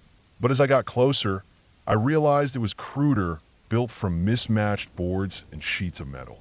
The roof sagged, the door was half hanging off, but smoke curled faintly from a hole cut in the roof. Someone was inside. My heart started pounding. Procedures said I should back out, call in, and wait for another ranger or law enforcement to help. But the storm was nearly on me, and I was already deep in the woods, miles from the nearest road. If someone had a fire going in there during dry conditions, it could spread. I needed to at least see what I was dealing with. I moved slowly, circling wide until I was downwind of the shack. The closer I got, the more signs I saw. Bones scattered in the brush. Not human, but deer and small animals, stripped of meat and left to rot. Some were arranged in piles, others hung from low branches with string. It wasn't normal hunting cleanup. It was messy, careless, and unsettling. I crouched in the brush and listened. Inside the shack, there were noises. Shuffling, the scrape of something metal, a cough. I couldn't see clearly through the gaps in the boards, but I caught glimpses of movement. My skin prickled with unease. I'd stumbled on squatters before, drifters, hunters, even kids partying, but this felt different. Whoever was inside wasn't just camping. They had been here a while, and they weren't trying to hide. Then I noticed something else. Near the shack, nailed to a tree, was a piece of plywood with dozens of deep cuts in it. The same pattern I'd seen on the trees before. Hack marks, over and over like someone had been practicing with a blade. The ground below was littered with wood chips and the broken handle of an old hatchet. I don't know how long I crouched there, heart pounding, trying to decide what to do. The storm finally broke, rain coming down in sheets, thunder rolling overhead. The sound masked my movements as I backed away, slow and careful. I didn't want whoever was in there to know I had been that close. By the time I was far enough to feel safe, I was soaked through, my boots full of water, my nerves shot. The hike back was a blur. Every gust of wind, every crack of a branch made me think I was being followed. I forced myself not to run, even though every instinct screamed at me to move faster. When I finally reached the old logging road, I let myself pick up the pace. By the time I got back to my truck at the trailhead, it was dark. The next day, I filed a full report. Law enforcement went out with a team to check the shack. When they came back, they told me it was empty. Whoever had been there was gone. The shack had been torn apart inside, like someone left in a hurry. They found piles of bones, the hacked-up boards, the burned-out fire pit, but no person, no gear, just empty space where someone had clearly been living. For the rest of that season, I avoided that section of the park as much as I could. Every ranger knew the story, and none of us felt comfortable going back there alone. We never caught the person. Maybe they moved on. Maybe they're still out there. I still think about the hacked trees, the strange trails, the sense of being watched in that silent forest. That was years ago, but I haven't forgotten. I've done plenty of long patrols since then, spent nights alone deep in the backcountry, dealt with bears, storms, injuries, and lost hikers. But nothing has unsettled me the way that shack did. It wasn't ghosts or legends. It was just the simple, cold fact that someone had been living out there, carving up the woods, killing animals, and watching the trees right around them. Someone who didn't want to be found. And for a few hours, I had been standing just a few steps away from them, separated only by a wall of rotting boards and the paw.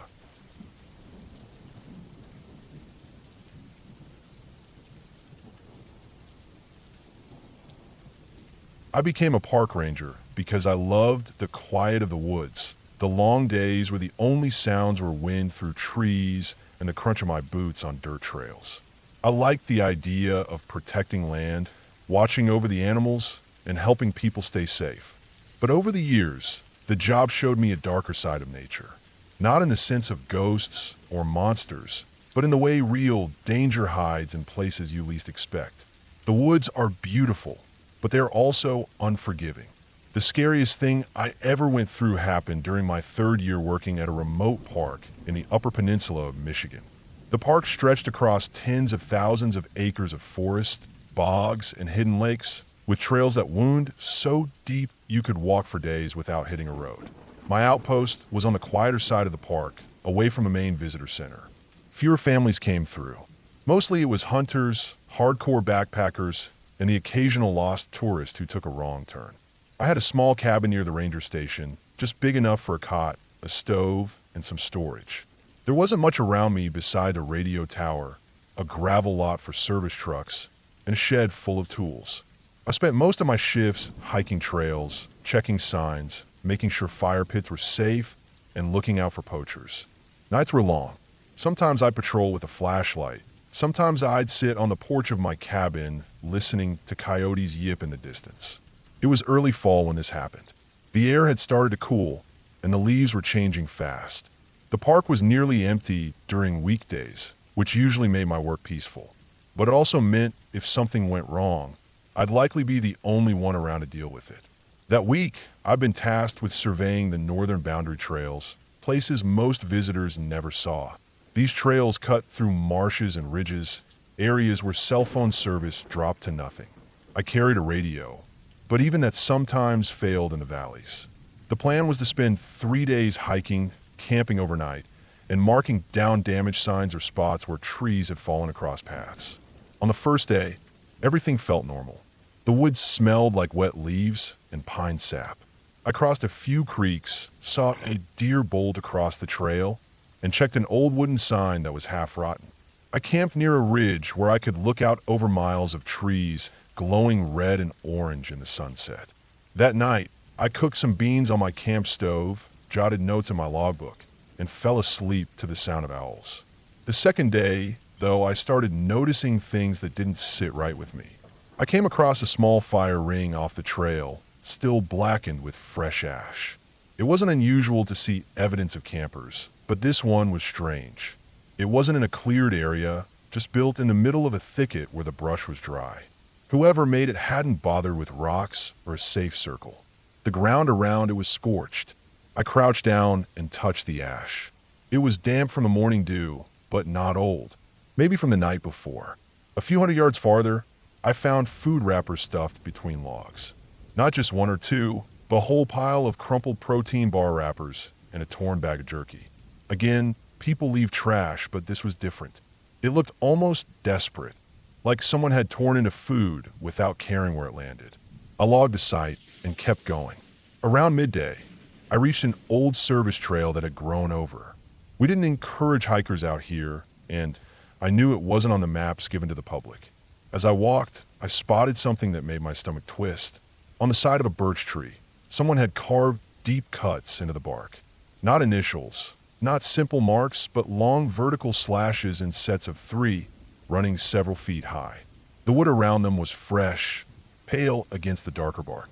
It wasn't done by an animal. The cuts were too clean, too deliberate. The rest of that day felt heavier. I couldn't shake the thought of someone being out here who wasn't supposed to be. Maybe a poacher. Maybe someone living off-grid illegally. I'd dealt with both before, but usually they stayed far from ranger-marked trails. This felt different. Messier. I set up camp that night in a small clearing. I ate, wrote down my notes, and tried to sleep, but the woods felt too quiet. Around midnight, I woke to a sound, light, irregular snapping like someone stepping on branches just outside the circle of my tent. I held my breath, listening. At first, I told myself it could be a deer. They wandered at night all the time, but the steps didn't move away. They circled, slowly, deliberate crunches in the leaves, stopping and starting again. I lay frozen for what felt like an hour, clutching the handle of my hatchet inside the tent. My radio sat at my side, but I doubted it would reach anyone this deep in. Eventually, the The sounds faded. I stayed awake until dawn, my ears straining at every rustle of wind. The next morning, I stepped outside and checked the ground. Sure enough, in the damp soil, there were footprints. Human, barefoot. The toes were spread wide, the heels dug deep.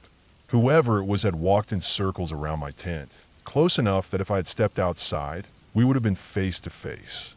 That discovery rattled me harder than anything else. I'd seen odd behavior in the park before, but this was intentional. Someone had come to my camp in the night, walked around me, and left without a word. I wanted to head back to the station, but I still had one more stretch of trail to check. I told myself I'd push through quickly and then make a straight line for the ranger outpost. By midday, the woods felt suffocating. Every sound seemed sharper, the snap of branches, the caw of crows. At one point, I spotted movement between trees ahead of me. A dark figure, too quick to see clearly. I stopped, waiting, but nothing came out. I convinced myself it was a trick of the light. Later, as I followed a ridge line, I found something I'll never forget. Hanging from a low branch were clothes. A shirt and pants, both filthy, stiff with dirt and something darker. They smelled rancid. Nearby, stuffed in a hollow log, were more items. An old sleeping bag torn to shreds, empty cans with sharp edges, bones from small animals cracked open. I realized then that someone was living out here. Not a camper, not a hiker who got lost, but someone who had made these woods their home. And from the looks of it, they weren't stable. I didn't waste more time. I packed fast and cut down a game trail that would get me back toward the service road quicker. The whole way, I kept glancing over my shoulder, half expecting to see someone following. By the time I made it back to the ranger station, the sun was setting. I went straight to my supervisor with my notes, the photos I'd taken, and the prints I'd seen. We called it in. For the next week, law enforcement and other rangers swept the area. They found more signs, makeshift shelters, more food piles, animal remains. But they never found the person. It was like they had vanished deeper into the woods. The park closed that entire section for months. Even after it reopened, I avoided it as much as I could. I kept replaying that night in my head, lying in my tent with someone circling me silently in the dark. What scared me most wasn't that someone had been living out there. It was how close they got, how deliberate their actions were. They didn't steal from me, didn't try to talk, didn't attack. They just watched, circled, waited. I've seen plenty of dangerous things as a ranger. Bears, floods, lost hikers, but nothing has ever stuck with me the way that did. Because the woods are vast, and sometimes the scariest thing you can run into out there isn't an animal or a storm. It's another person, someone who chooses to disappear into the trees and doesn't want to be found. And I know, without question, that night they knew exactly where I was, and they chose to let me know they were there.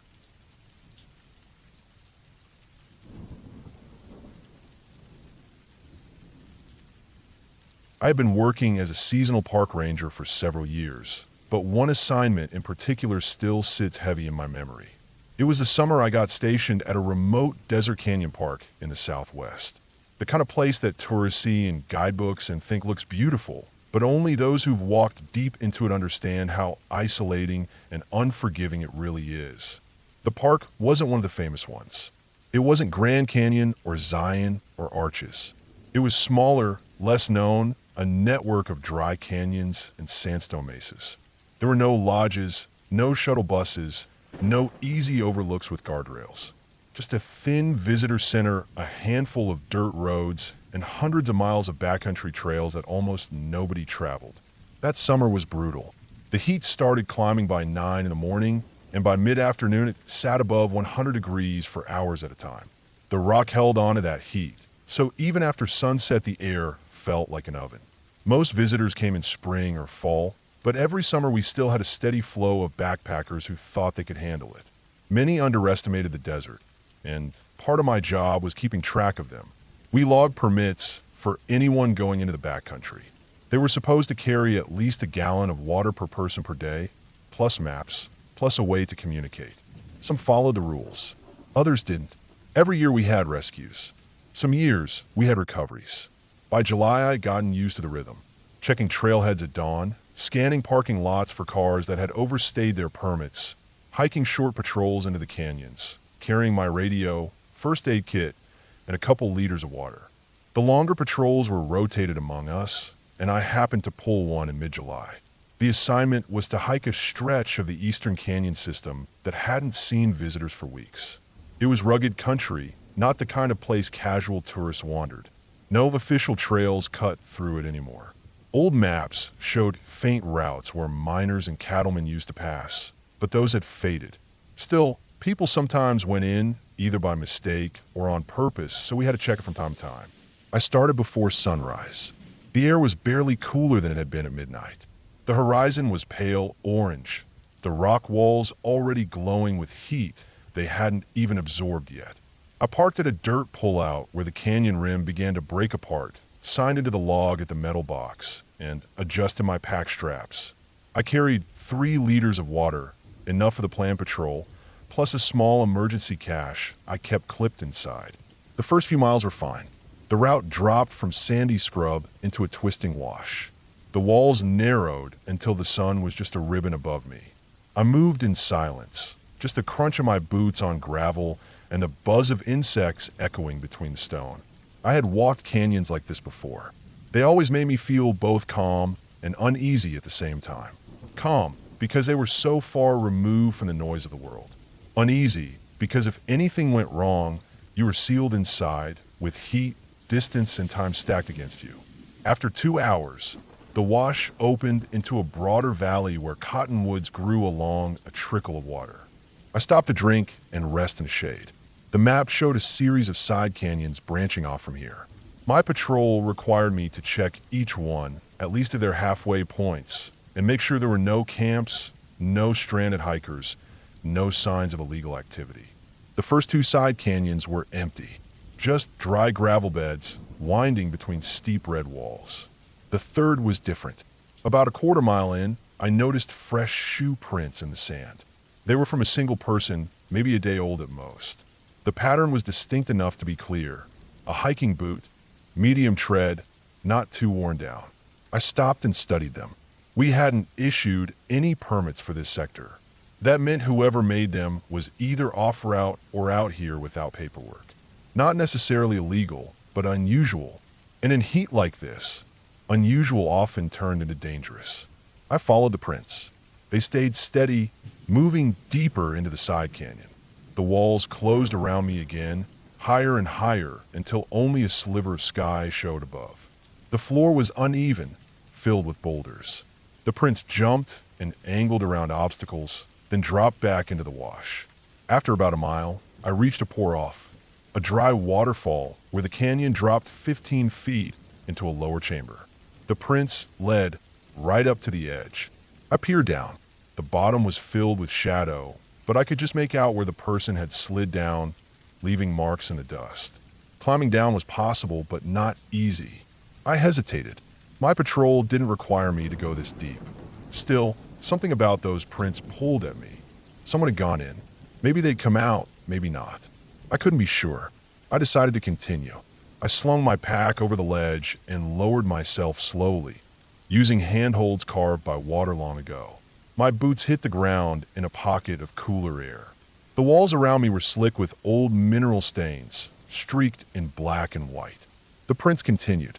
The canyon grew darker, twisting so sharply I lost sight of the sun. My watch said it was still late morning, but down here it felt like evening. I kept moving, my radio crackling softly now and then with static. About half a mile further, I noticed something strange. A blackened circle on the sand. Ashes. Someone had lit a small fire here, not more than a day or 2 ago. Charred sticks lay in the center. Around it, faint imprints where someone had sat. Fires weren't allowed in the backcountry, especially not in narrow canyons where the smoke could choke anyone nearby. Whoever had been here either didn't know the rules or didn't care. I crouched, studying the ashes. They were still intact, not blown away by wind. That meant the canyon walls had trapped the air. Whoever made this fire hadn't left long ago. I stood and scanned the canyon. It was silent. Too silent. Even insects didn't hum here. I should have turned back. My job wasn't to chase people miles off route. My job was to patrol, to check for signs, then report them. But I felt hooked. Something about the solitude of this place, the fresh tracks, the fire. It all told me someone was out here, maybe in trouble, maybe doing something they shouldn't. And I couldn't let it go. I followed further. The canyon narrowed into a slot. My shoulders brushed both walls at times. The floor dropped and rose, sometimes into pools of stagnant water left from spring floods. The boot prints kept going, circling around each obstacle. Then I found the first piece of gear. It was a torn backpack strap, frayed at one end, lying against the wall. The rest of the pack was gone. I picked it up, turned it in my hand. The nylon was new, barely worn. The kind you'd see in any outdoor store. I slipped it into my pocket and moved faster now. Half a mile more and I found a second sign. A water bottle, clear plastic, lying on its side, a few ounces sloshing at the bottom. The cap was missing. Dust had gathered inside. I stopped to drink from my own supply, feeling the weight of every liter I carried. If this person had dropped their water, if they had gone further without it, they might already be in serious trouble. The canyon ended in another drop, taller this time, nearly 30 feet. A dry waterfall carved smooth by centuries of floods. The boot prints led right up to the edge. I leaned forward carefully. My stomach tightened. At the bottom lay the remains of a tent. Not pitched, just collapsed, crumpled against the wall as though it had been tossed down. Next to it, a sleeping bag half unrolled, coated in dust. No Person in Sicht. I checked my map. This canyon didn't connect to anything else. This drop-off was a dead end. If someone had gone down there, the only way out was back up. I stood for a long time, scanning the scene below. Everything was still. The heat pressed down. My radio hissed static, then went quiet again. Finally, I made the choice. I didn't climb down. It was too risky alone. Without ropes, and regulations were clear. Don't endanger yourself unless it's a confirmed emergency. I marked the location with GPS, noted the drop gear, then turned back. The entire hike out felt different. The canyon that had been silent now seemed watchful. Every scuff of my boots echoed like another set of footsteps. The shadows felt heavier. At one point I stopped and held my breath, convinced I had heard something move behind me. When I turned, nothing was there, just a narrowing stone and the empty wash. It took hours to reach the main valley again. By the time I climbed back to my truck, the sun was dropping low, the heat radiating like a furnace. I signed out at the log box with a shaky hand and drove straight to headquarters. We filed a report. The next morning, a full search team went in with ropes and stretchers. They found what I had seen: the ashes, the torn strap, the water bottle, the collapsed tent, the sleeping bag. And in the sand at the bottom of that 30-foot pour-off, they found more prints. Circling, pacing, pressed deep as though someone had walked there for hours. But they never found the person. No remains, no clothing, no further gear. The prints ended at the base of the wall, right where I'd seen the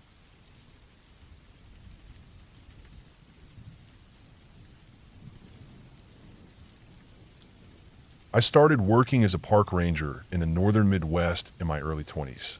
At first, I thought the job would be mostly peaceful: trails, wildlife, keeping campers in line, and the usual rescues here and there. I grew up spending a lot of time outdoors, so the woods never scared me. I always thought that the only real dangers out there were things you could see and plan for: bad weather, animals, people who didn't know what they were doing in the wild. But over time, I realized there's something else about being deep in the woods that you can't really put into words until you've lived it. The quiet gets heavy. The dark gets darker than anything you see in town. And the isolation does things to your head. A single snap of a twig in the wrong moment can make your chest lock up like you've been caught doing something you shouldn't. The park I worked in stretched across several hundred square miles of rough terrain. The main campgrounds and visitor center were only a small part of it. Beyond that, there were endless stretches of forest, marsh, and rocky outcrops that most visitors never saw. A lot of my shifts were spent patrolling those areas, checking the trails, watching for poachers, making sure old fire roads were still passable, and sometimes doing search and rescues when someone got lost. There was one sector of the park, far from the main campgrounds, that I always hated being assigned to: It wasn't that it was especially dangerous, just that it was so empty. It was made up of long stretches of pine forest mixed with swamps, with only a handful of old logging roads cutting through. Most visitors never went there, which meant it was lonely work. It was called Sector 6, though among rangers it had a different nickname, the Backlot. The Backlot didn't have any cabins, no official trails, and barely any signs of human activity other than old, rusted logging equipment rotting away in the brush. You could walk for miles and not see a soul. It was one of those places where if something happened to you, you were on your own. One fall, I got stuck with a string of shift covering Sector 6. Another ranger had called in sick, and the schedule had to be filled.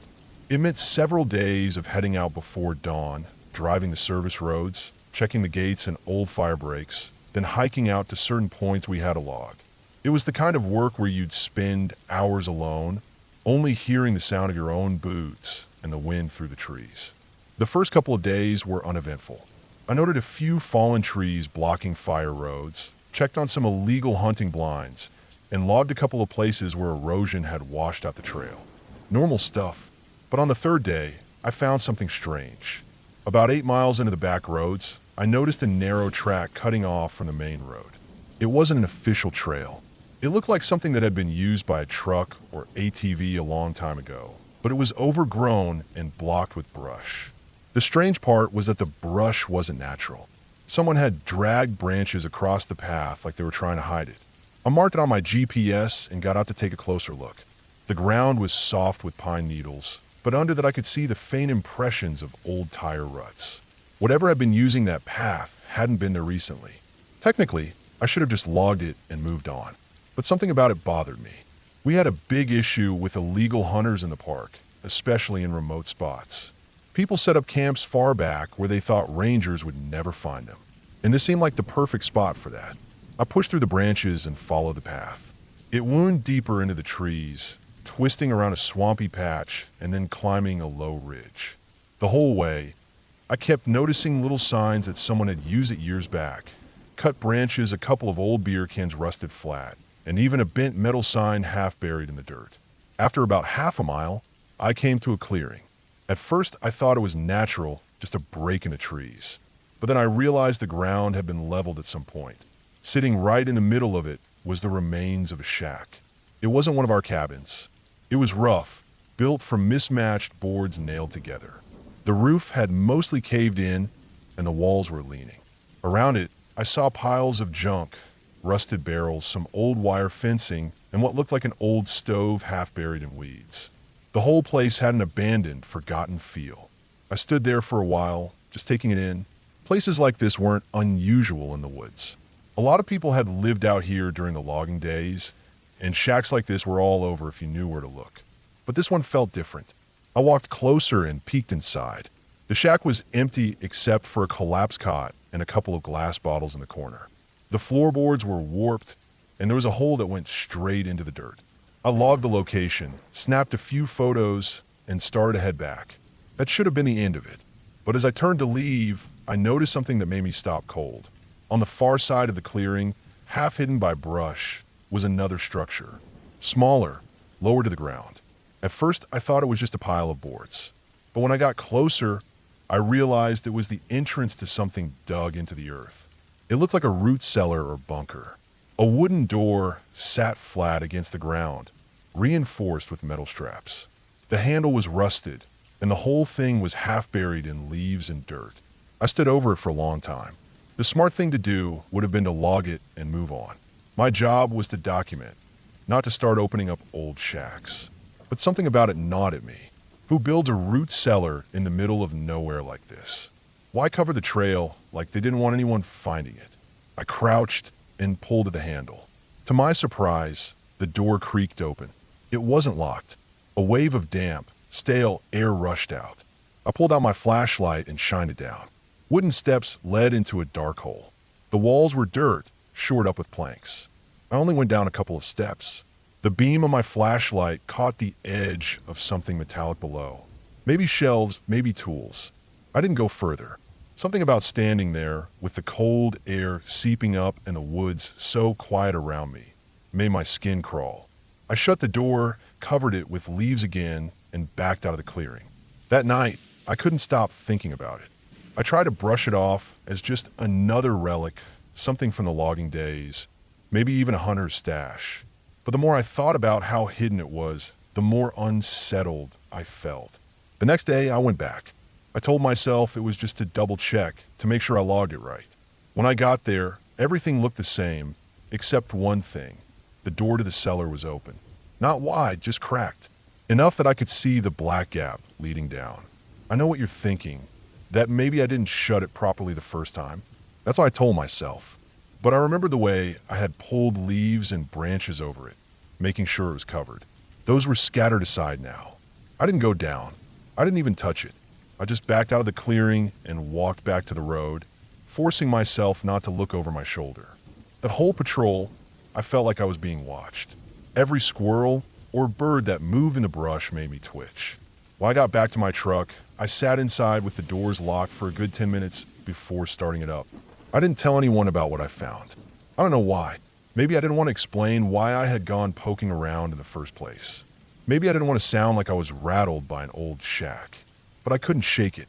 For the next week, I had trouble sleeping. I closed my eyes and see that cellar door cracked open. I'd wake up in the night and swear I heard someone walking outside my cabin, even though I lived near the ranger station where there shouldn't have been anyone. On my last day covering Sector 6, I decided I had to see it one more time. It ate at me that I had left it like that. When I got to the clearing, the shack looked the same, but the cellar door was shut again. This time, it wasn't just shut, it was locked with a new padlock. A shiny, brand new lock on a door that hadn't been touched in years. That was enough for me. I marked the GPS one last time, logged it as a possible illegal hunting cache, and left. A few weeks later, I checked the system. My report about the shack and cellar had been removed. No note, no follow-up, just gone. I never went back to that clearing. Years later, I still think about it.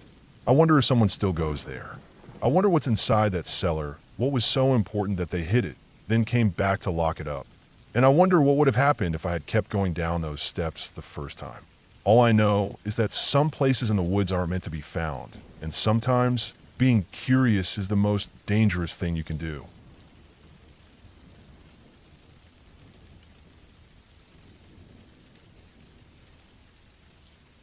I started working as a park ranger because I thought I loved quiet places. I thought I liked being away from towns, away from traffic, away from people who always seemed in a hurry. I thought it would be long walks through pine woods, spotting deer on the ridges, keeping an eye out for the occasional lost hiker, and heading back to a warm ranger station at night. That's the picture I carried in my head when I signed up, and I stuck to it for years, even when the reality was a lot rougher. The truth is, when you're out here long enough, the woods stop being peaceful. They become something else. They aren't loud, but they're never quiet in the way you expect.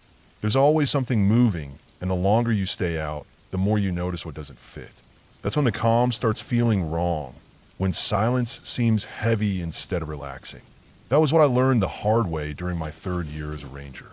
The area I worked in wasn't anything like the big-name parks most people know. It was a state forest in the upper Midwest. About 120,000 acres of mostly pine and hardwood, cut through with fire roads and old logging trails, with a few rivers winding through. It was the kind of place people from nearby towns used for hunting in the fall, fishing in the summer, and a handful of backpackers used to test themselves. It wasn't glamorous work. Most of my job was checking permits, fixing signs, making sure people weren't leaving trash at campsites, and sometimes clearing fallen trees from back roads with a chainsaw. We were spread thin, so a lot of times I worked alone. That spring had been a wet one. The rivers were swollen and the lowlands near the swamps were flooded. I was already tired of pulling people's trucks out of mud holes with the park's winch truck. That's how it goes every year. People think their 4-wheel drive means they can go wherever they want, and then they bury the thing up to the axles. I had just finished one of those calls when the duty log told me I was assigned to check the northern boundary roads. That was the furthest, loneliest stretch of the forest. The kind of place where you might not see another person for days. The kind of place I normally liked. But I was already wet, sore, and not in the mood. The northern boundary runs along old forest roads built decades ago when logging companies worked out there. Now the roads are overgrown, narrow, and only just passable with a Ranger truck. My job that day was simple: drive the loop, check for washouts, and make sure none of the gates have been cut open. There have been some issues with people sneaking in from private land on the north side. Poachers, mostly, or guys looking to dump garbage. I loaded the truck with the usual gear: first aid, chainsaw, shovel, tow straps, spare fuel, a pack with enough food and water for a night, just in case. That's one thing you learn. Never head up there unprepared, because if something breaks down, you might be walking for hours before you can call for help. It was late afternoon when I reached the boundary road. The clouds were hanging low, and the woods smelled like wet earth and pine sap. The road twisted along ridges and dropped into boggy bottoms. The radio was crackly, and I knew by the time I got to the far side, I'd probably lose signal altogether. That was normal. I didn't mind. I actually liked that feeling, being cut off for a while with nothing but the sound of the truck tires crunching gravel and the woods pressing in on both sides. I passed 2 gates in the first hour. Both were locked and untouched.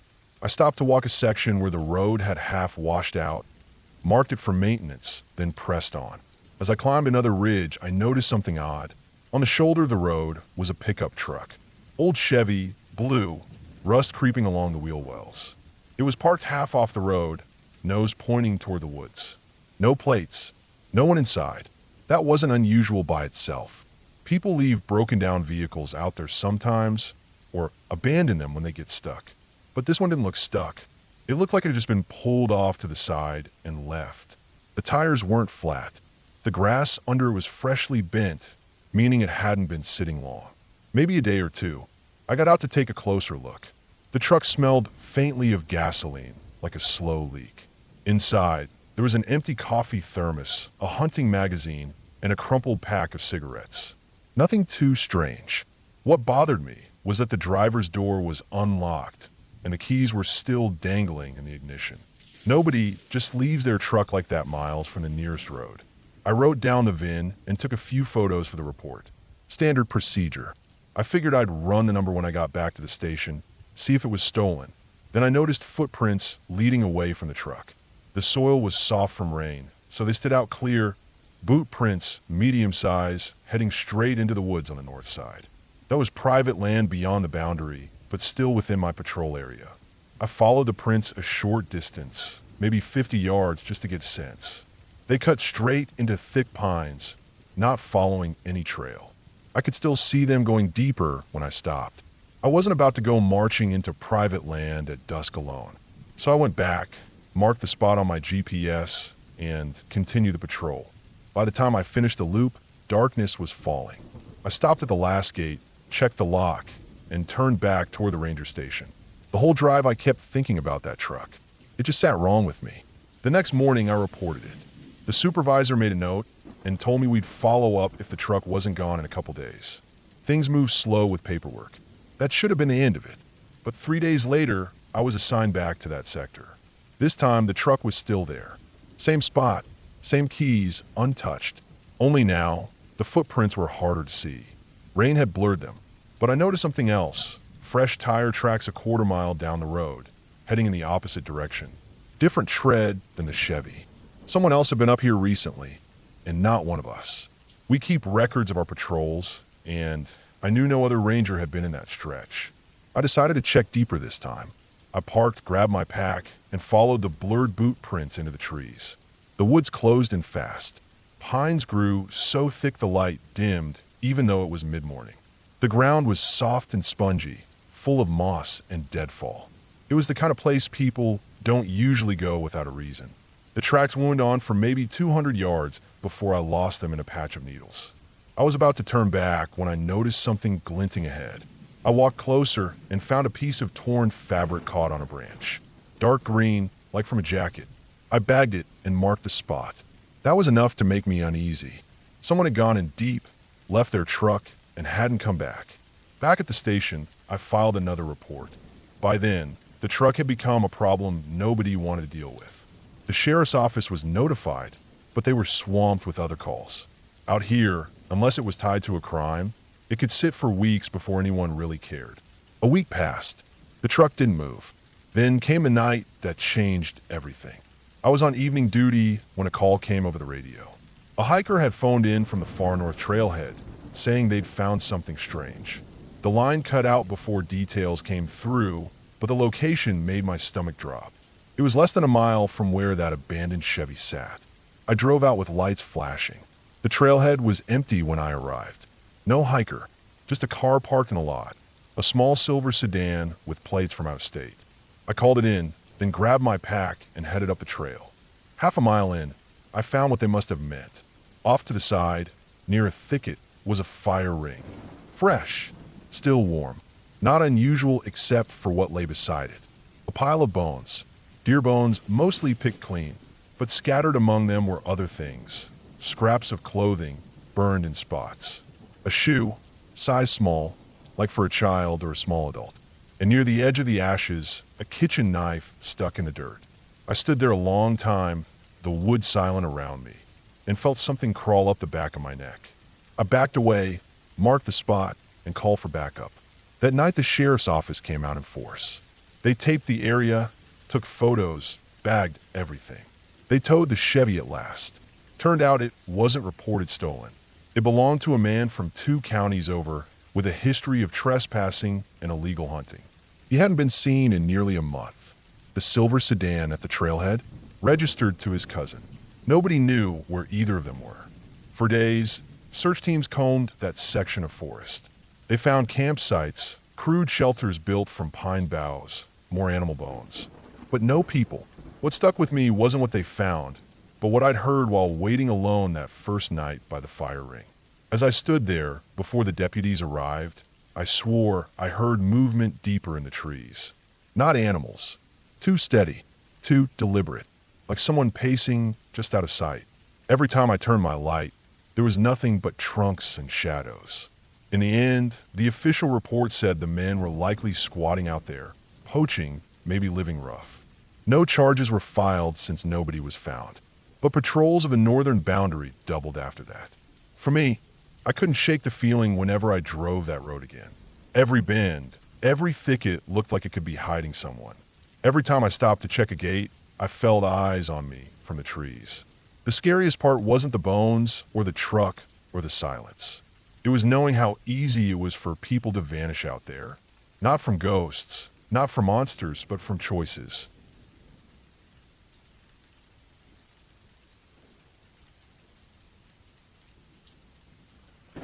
When I first started working as a park ranger, I never really thought about how big and empty the land could feel when you were the only one out there. People think of the job as a mix of guiding tourists, answering questions, maybe checking campsites and keeping things tidy. But the truth is, most of the time, it's long hours alone in the woods, patrolling trails, maintaining backcountry roads, checking signs, and making sure no one is breaking rules or getting hurt. The forest swallows sound. And if you're far enough out, you start to feel like you're the last person left on Earth. That's fine during the day, but at night, when you're miles from anyone else, the smallest sound can get under your skin. I was stationed in a remote section of a large national forest in the Midwest. The land stretched for miles, rolling ridges, thick woods of pine and hardwoods, and lakes that looked black under moonlight. Most visitors stayed close to the main campgrounds, but my job often pushed me far out, checking the forgotten areas. The place had a history, too. Old logging sites, abandoned homesteads, and scattered hunting cabins that hadn't been used in years. Some are nothing more than collapsed roofs, but others still stood with windows boarded up, almost like they were waiting for someone to return. One of my duties was trail inspection. The forest had dozens of trails, some well-maintained, some barely used. Every week I'd hike certain ones to make sure signs weren't damaged, bridges weren't rotting, and nobody had been camping illegally. Usually it was uneventful. Sometimes I'd find trash, old campfires, or a broken trail marker. Other times I'd see signs of hunters setting up blinds where they shouldn't. Those were easy enough to log and report. But there was one trail that always made me uneasy, even during the day. It wasn't marked on the visitor maps, but it existed, running deeper into the woods than the others.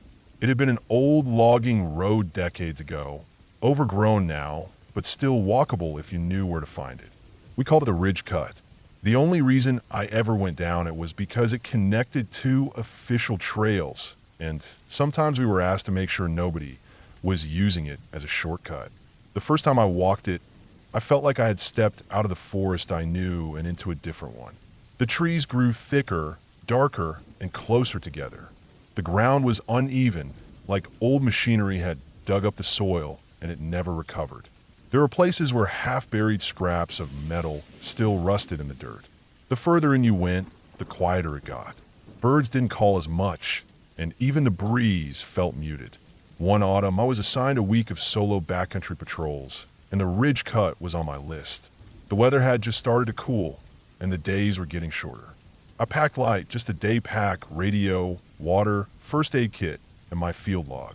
My plan was to start at the northern trailhead, loop through the ridge cut, and exit on the south side before sunset. The first part of the hike was normal. Crisp air, the smell of wet leaves, and a crunch under my boots. I logged down branches, a few damaged signs, nothing major. But when I turned onto the ridge cut, that familiar heaviness settled in. The air seemed stiller, colder. My boots sank into the soft ground, and I noticed how narrow the trail felt even though it was wide enough for an old logging truck decades ago. I walked for about 2 miles before I noticed the first odd thing. Off to the left, maybe 30 feet into the trees, there was an old deer stand. The wood looked gray and brittle, like it hadn't been touched in years. That wasn't unusual. Hunters build them all the time. What struck me was how high it was, easily 25 feet up, nailed into a tree that bent at an awkward angle. The ladder rungs had rotted away, and I couldn't imagine anyone ever climbing it safely, even when it was new. I jotted it down, kept moving. The trail dipped into a low area where the ground stayed damp year-round. Pools of water reflected the canopy above. There were deer tracks, raccoon tracks, all normal. But then I saw boot prints. Fresh ones. They cut straight through the mud, heading deeper down the ridge cut. My first thought was a hunter or a hiker using a closed trail. That wasn't rare, but it put me on edge since I hadn't passed anyone and there weren't cars at the trailheads when I started. I followed them. They were large prints, probably a man's, heavy enough to sink deep into the mud. At first they went straight, then veered off to the right, into the trees. I stopped where they left the trail and scanned the woods. It was hard to see far. The brush was thick and shadows stretched between tree trunks. I stood there longer than I probably should have, listening. Nothing moved. No crunch of branches, no voices. I marked in my log, then continued. Another mile in, I noticed something else. Bits of colored cloth tied to branches. Red, blue, yellow, like someone marking a path. The strips were torn, frayed at the ends, like they'd been there a while, but not too long. Maybe weeks. Sometimes survey crews mark trees like that, but we usually use tape, not fabric. I couldn't think of any survey happening out here. I pulled one down and smelled it. It had a faint odor, sweat, and smoke. Someone had tied it there by hand. The further I went, the more I saw. A strip every 100 feet or so. Some hung low, at eye level. Others were higher, tied into branches above my reach. The strangest part was that they didn't follow the ridge cut exactly. Some veered off, forming a side path of their own. I stopped, checked my watch. I still had hours before sunset, but a tightness grew in my chest. I felt watched. My radio crackled once, static only. I called in, just routine check. No answer. That wasn't unusual this deep in the woods, but it added to the unease. I pressed on. The ridge cut climbed uphill, and as I reached the top, the trees opened slightly, revealing a clearing. At the center stood a cabin. Not a collapsed one, but intact. The roof was patched with sheet metal, and the logs were weathered dark brown. Smoke stains marked the chimney. I froze. There weren't supposed to be structures this deep, not maintained ones at least. I knew every ranger cabin, every fire tower, every official building in my sector. This wasn't one of them. The clearing was silent. No tools, no firewood stacked, no signs of animals. But the ground around the cabin was disturbed, like people had walked there recently. I could make out footprints in the dirt. I stood at the edge of the clearing for several minutes, heart thudding. My training said not to approach unknown structures, especially if they might be used by squatters or poachers. But my curiosity pulled at me. I circled wide instead, keeping distance. From the side, I saw the windows. They weren't boarded, but covered with something dark from the inside, maybe cloth or plastic. Behind the cabin was a pit, a deep one, lined with stones. At first I thought it was a fire pit, but it was too large, too deep, more like a trench. Inside were charred remains of wood, and something else I couldn't quite make out from where I stood. The air shifted. I smelled it faintly, burned meat. That was when the unease hardened into fear. I backed away slowly, careful not to break branches under my boots. Once I reached a tree lean, I turned and moved fast down the ridge cut. My radio buzzed again, faint static. I didn't bother calling it this time. My only goal was to get out before dark. The woods pressed close as I hurried, every shadow sharper than before. I kept expecting to hear footsteps behind me, but the forest stayed unnervingly quiet. No birds, no wind. Just the sound of my own breathing and boots pounding the trail. By the time I reached the southern trailhead, the sun had dropped low. I logged out of the station that night, writing down only unmarked structure found, possible squatter activity in my report. I didn't mention the pit or the smell. I don't know why. Maybe because I couldn't explain it clearly without sounding unsure of myself. A week later, a team went out to check. When they came back, they reported nothing found. No cabin, no pit, no cloth markers. I went with them the next time, retracing my steps. The clearing was there, but it was empty, just grass and a few old stumps. No sign of logs, no disturbed soil, nothing burned. It didn't make sense. I questioned myself for weeks, wondering if I had wandered off trail without realizing. But know what I saw? The prints, the cloth, the cabin, the pit. You don't imagine those kinds of details. I never walked the ridge cut again after that. When assignments came up, I traded with other rangers or found reasons to cover different trails. I didn't tell them why. The forest is big enough, and some parts of it don't need to be revisited. But every once in a while, even now, I'll be out on patrol and find a strip of cloth tied to a tree. Always faded, always frayed. I never follow them. I just turn and go the other way. Because I learned that some places in the forest keep their secrets, and if you stumble on them once, you don't get a second chance if you go back.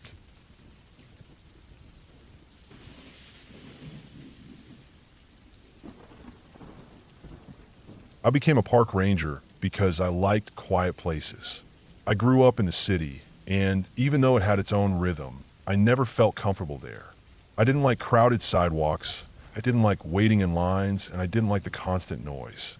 When I was young, the only time I felt calm was when my parents drove me out into the woods during summer weekends. The older I got, the more I wanted that calm to last. After college, I applied for seasonal ranger positions. My first few years, I bounced around between small state parks, picking up trash, doing trail work, and answering visitor questions. By the time I got a full-time position in a large forest out west, I thought I had seen enough of the job to know what to expect.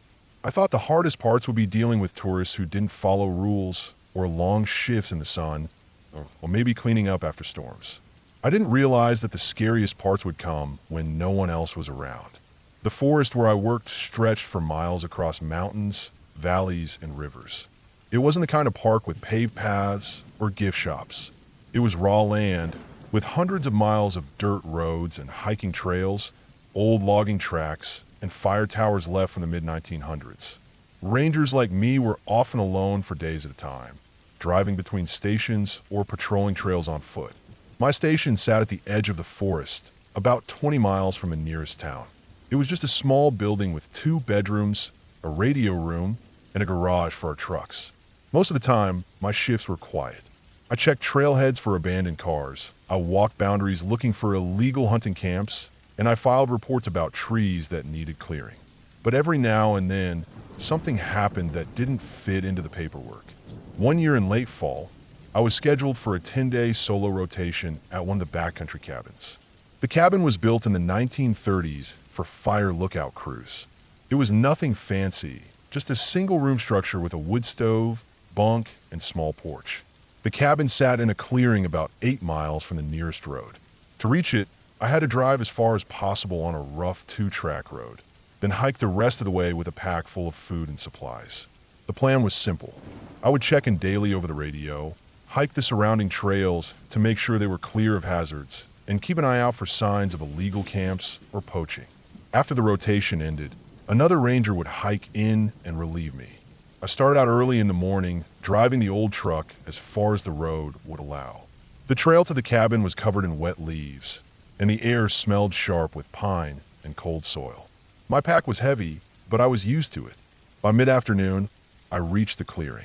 The cabin looked the same as always, gray wood darkened from decades of rain, a metal chimney leaning slightly, and shutters nailed open on the single window. The first 2 days were uneventful. I spent hours walking trails, marking down fallen branches and erosion damage. At night, I sat by the stove with my lantern and read old ranger journals that had been left behind by others. The journals were filled with notes about weather, trail conditions, and occasional sightings of wildlife. Nothing out of the ordinary. On the third night, I had trouble sleeping. The wind outside picked up, whistling against the cabin walls. Around midnight, I woke up to the sound of something metallic rattling. At first, I thought it was just a chimney cap, but when I listened closer, the sound seemed lower, like something brushing against the tools stacked on the side of the cabin. I grabbed the lantern and stepped outside. The clearing was dark except for the faint glow of the moon. The wind was steady, moving through the pines in a long, low hiss. I circled the cabin, but saw nothing unusual. The shovel and axe were still leaning where I had left them. I told myself it was just the wind knocking them together and went back inside. The next morning, I noticed something I had missed the night before. In the mud near the porch steps, there were tracks. They weren't boot prints like mine. They looked more like worn shoes, the kind with no tread. The tracks were narrow, almost like slippers. They led from the tree line to the porch, then stopped. I crouched down and studied them for a while. The prints were sharp, not softened by rain or time. Someone had been there during the night. That day, I hiked further out than usual, circling the trails near the cabin to see if I could find more tracks. At one point, about 2 miles away, I spotted another set of the same shoe prints near a stream crossing. They led up the bank, then vanished into the undergrowth. No camps, no signs of gear, no smoke. Just those strange prints. When I returned to the cabin, I made a note in my logbook. I wrote down the direction the prints had been heading and the size compared to my boot. I didn't radio it in. I told myself it wasn't serious enough. People wandered into the forest sometimes.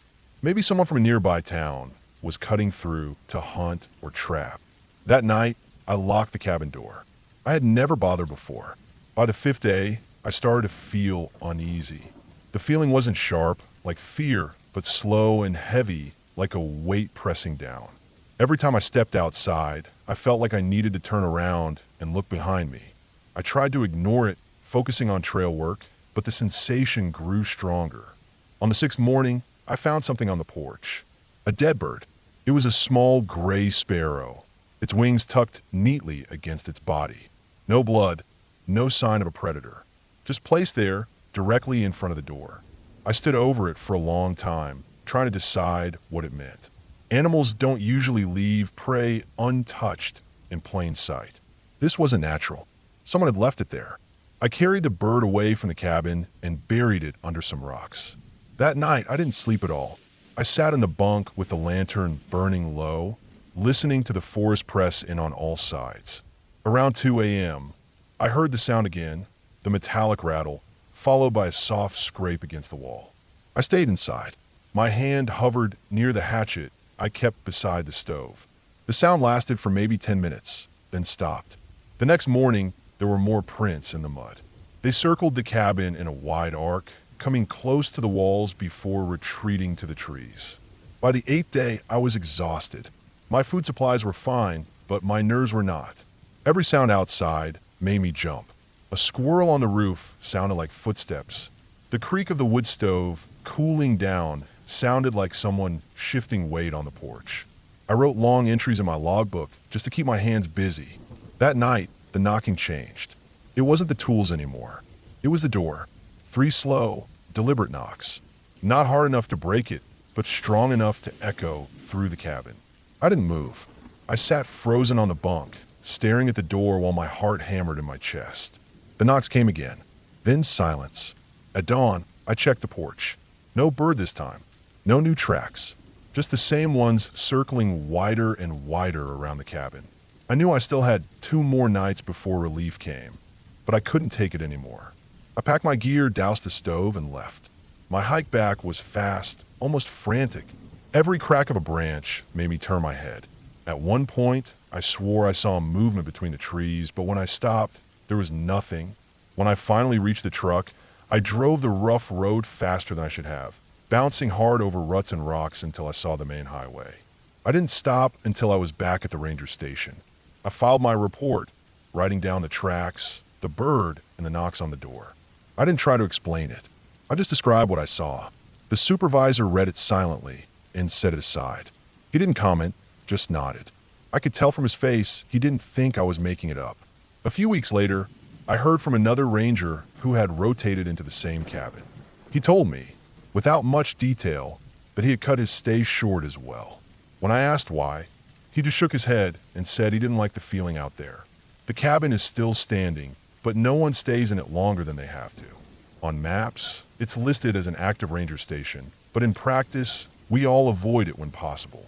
People assume the forest is empty when they're alone in it. I used to think the same thing. Now I know better. Sometimes someone else is out there, watching, waiting, not making themselves known. And that silence is worse than anything loud. I still work as a ranger, and I still love the forest. But every time I step into a backcountry cabin, I check the porch first. If I ever see shoe prints like the ones I saw that fall, I won't stay the night. I'll turn around, no matter how far I've hiked in. Because the scariest part wasn't the knocks or the dead bird or the prints circling wider. The scariest part was knowing that someone had been there the whole time, close enough to watch me sleep, and I never saw their face.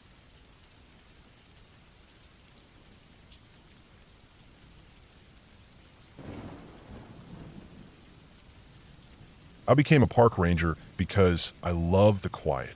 I like being out in the woods where the loudest thing was the wind moving through the trees, where you could hear your own footsteps and the soft trickle of a stream long before you could see it. It gave me peace, and I liked the idea of working a job where my main duty was to keep people safe while protecting the land. But the woods can turn on you, even if you know them well. The park I worked in stretched over 50,000 acres of forest, lakes, cliffs, and rivers. It wasn't the most popular park in the system, but it had steady visitors in the warmer months. Families came to camp, fishermen took boats out on the lakes, and hikers explored the trails that seemed to go on forever.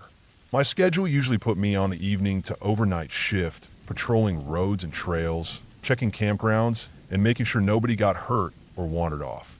One summer, during a particularly hot July, we had a stretch of dry weather that made conditions risky. Small fires could flare up easily. So part of my job became driving around to watch for smoke and making sure campers followed fire restrictions. That summer, something happened that I still think about every day, even though it has been years. It started with a report of a missing hiker. That in itself wasn't unusual. Every year, people underestimated how big the park really was. They thought they could wander off trail and find their way back easily. Some of them did. Some had to be guided out. And some needed full-blown searches that lasted days. The missing hiker this time was a man in his early 30s, visiting alone. His car was found at a trailhead on the west side of the park, near a section that wasn't as traveled. It wasn't the type of trail that had big views or waterfalls, so most visitors skipped it. But it ran deep, climbing into dense forest and rocky terrain. He had signed into the trail registry, but he hadn't signed out. I was assigned to check the area first. I drove the rough dirt road to the trailhead in the late afternoon, the kind of day where the air felt thick and the sky hung heavy. The car was still there, a little dusty, but otherwise fine.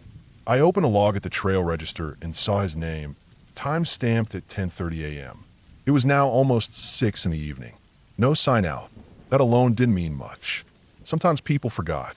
But he hadn't returned to his car either, and that was enough to raise concern. I radioed my findings and started up the trail with a pack, flashlight, and extra water.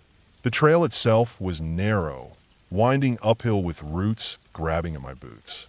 It was the kind of path that looked innocent at first, but could easily turn you around if you weren't careful. After an hour of climbing, I saw signs of someone leaving the trail. A set of boot prints pressed into the dry soil, heading off toward a thicket of brush. I crouched and studied them. They looked fresh. I followed them, pushing through branches, listening to the quiet shift of the woods around me. It didn't take long before I realized I was no longer on any trail at all. The prints wove between trees and rocks, up a small ridge, then disappeared where the ground turned hard. I paused, scanning the area. My radio crackled faintly in the distance, but I couldn't raise anyone. The ridge blocked the signal. I decided to keep climbing. The ridge was steep, with loose rock that made each step uncertain. Halfway up, I noticed something strange. A torn piece of fabric hung on a jagged branch, blue, like part of a shirt. That was enough to tell me I was on the right track. At the top of the ridge, the woods grew darker, thicker, as if sunlight struggled to reach through. I moved slowly, marking my way with strips of tape so I wouldn't lose my route back. The air smelled faintly of smoke, though I couldn't see a source. Then I found the campsite. It wasn't an official site, just a small clearing where someone had made a fire ring out of rocks. Inside the ring were blackened bits of wood, still warm.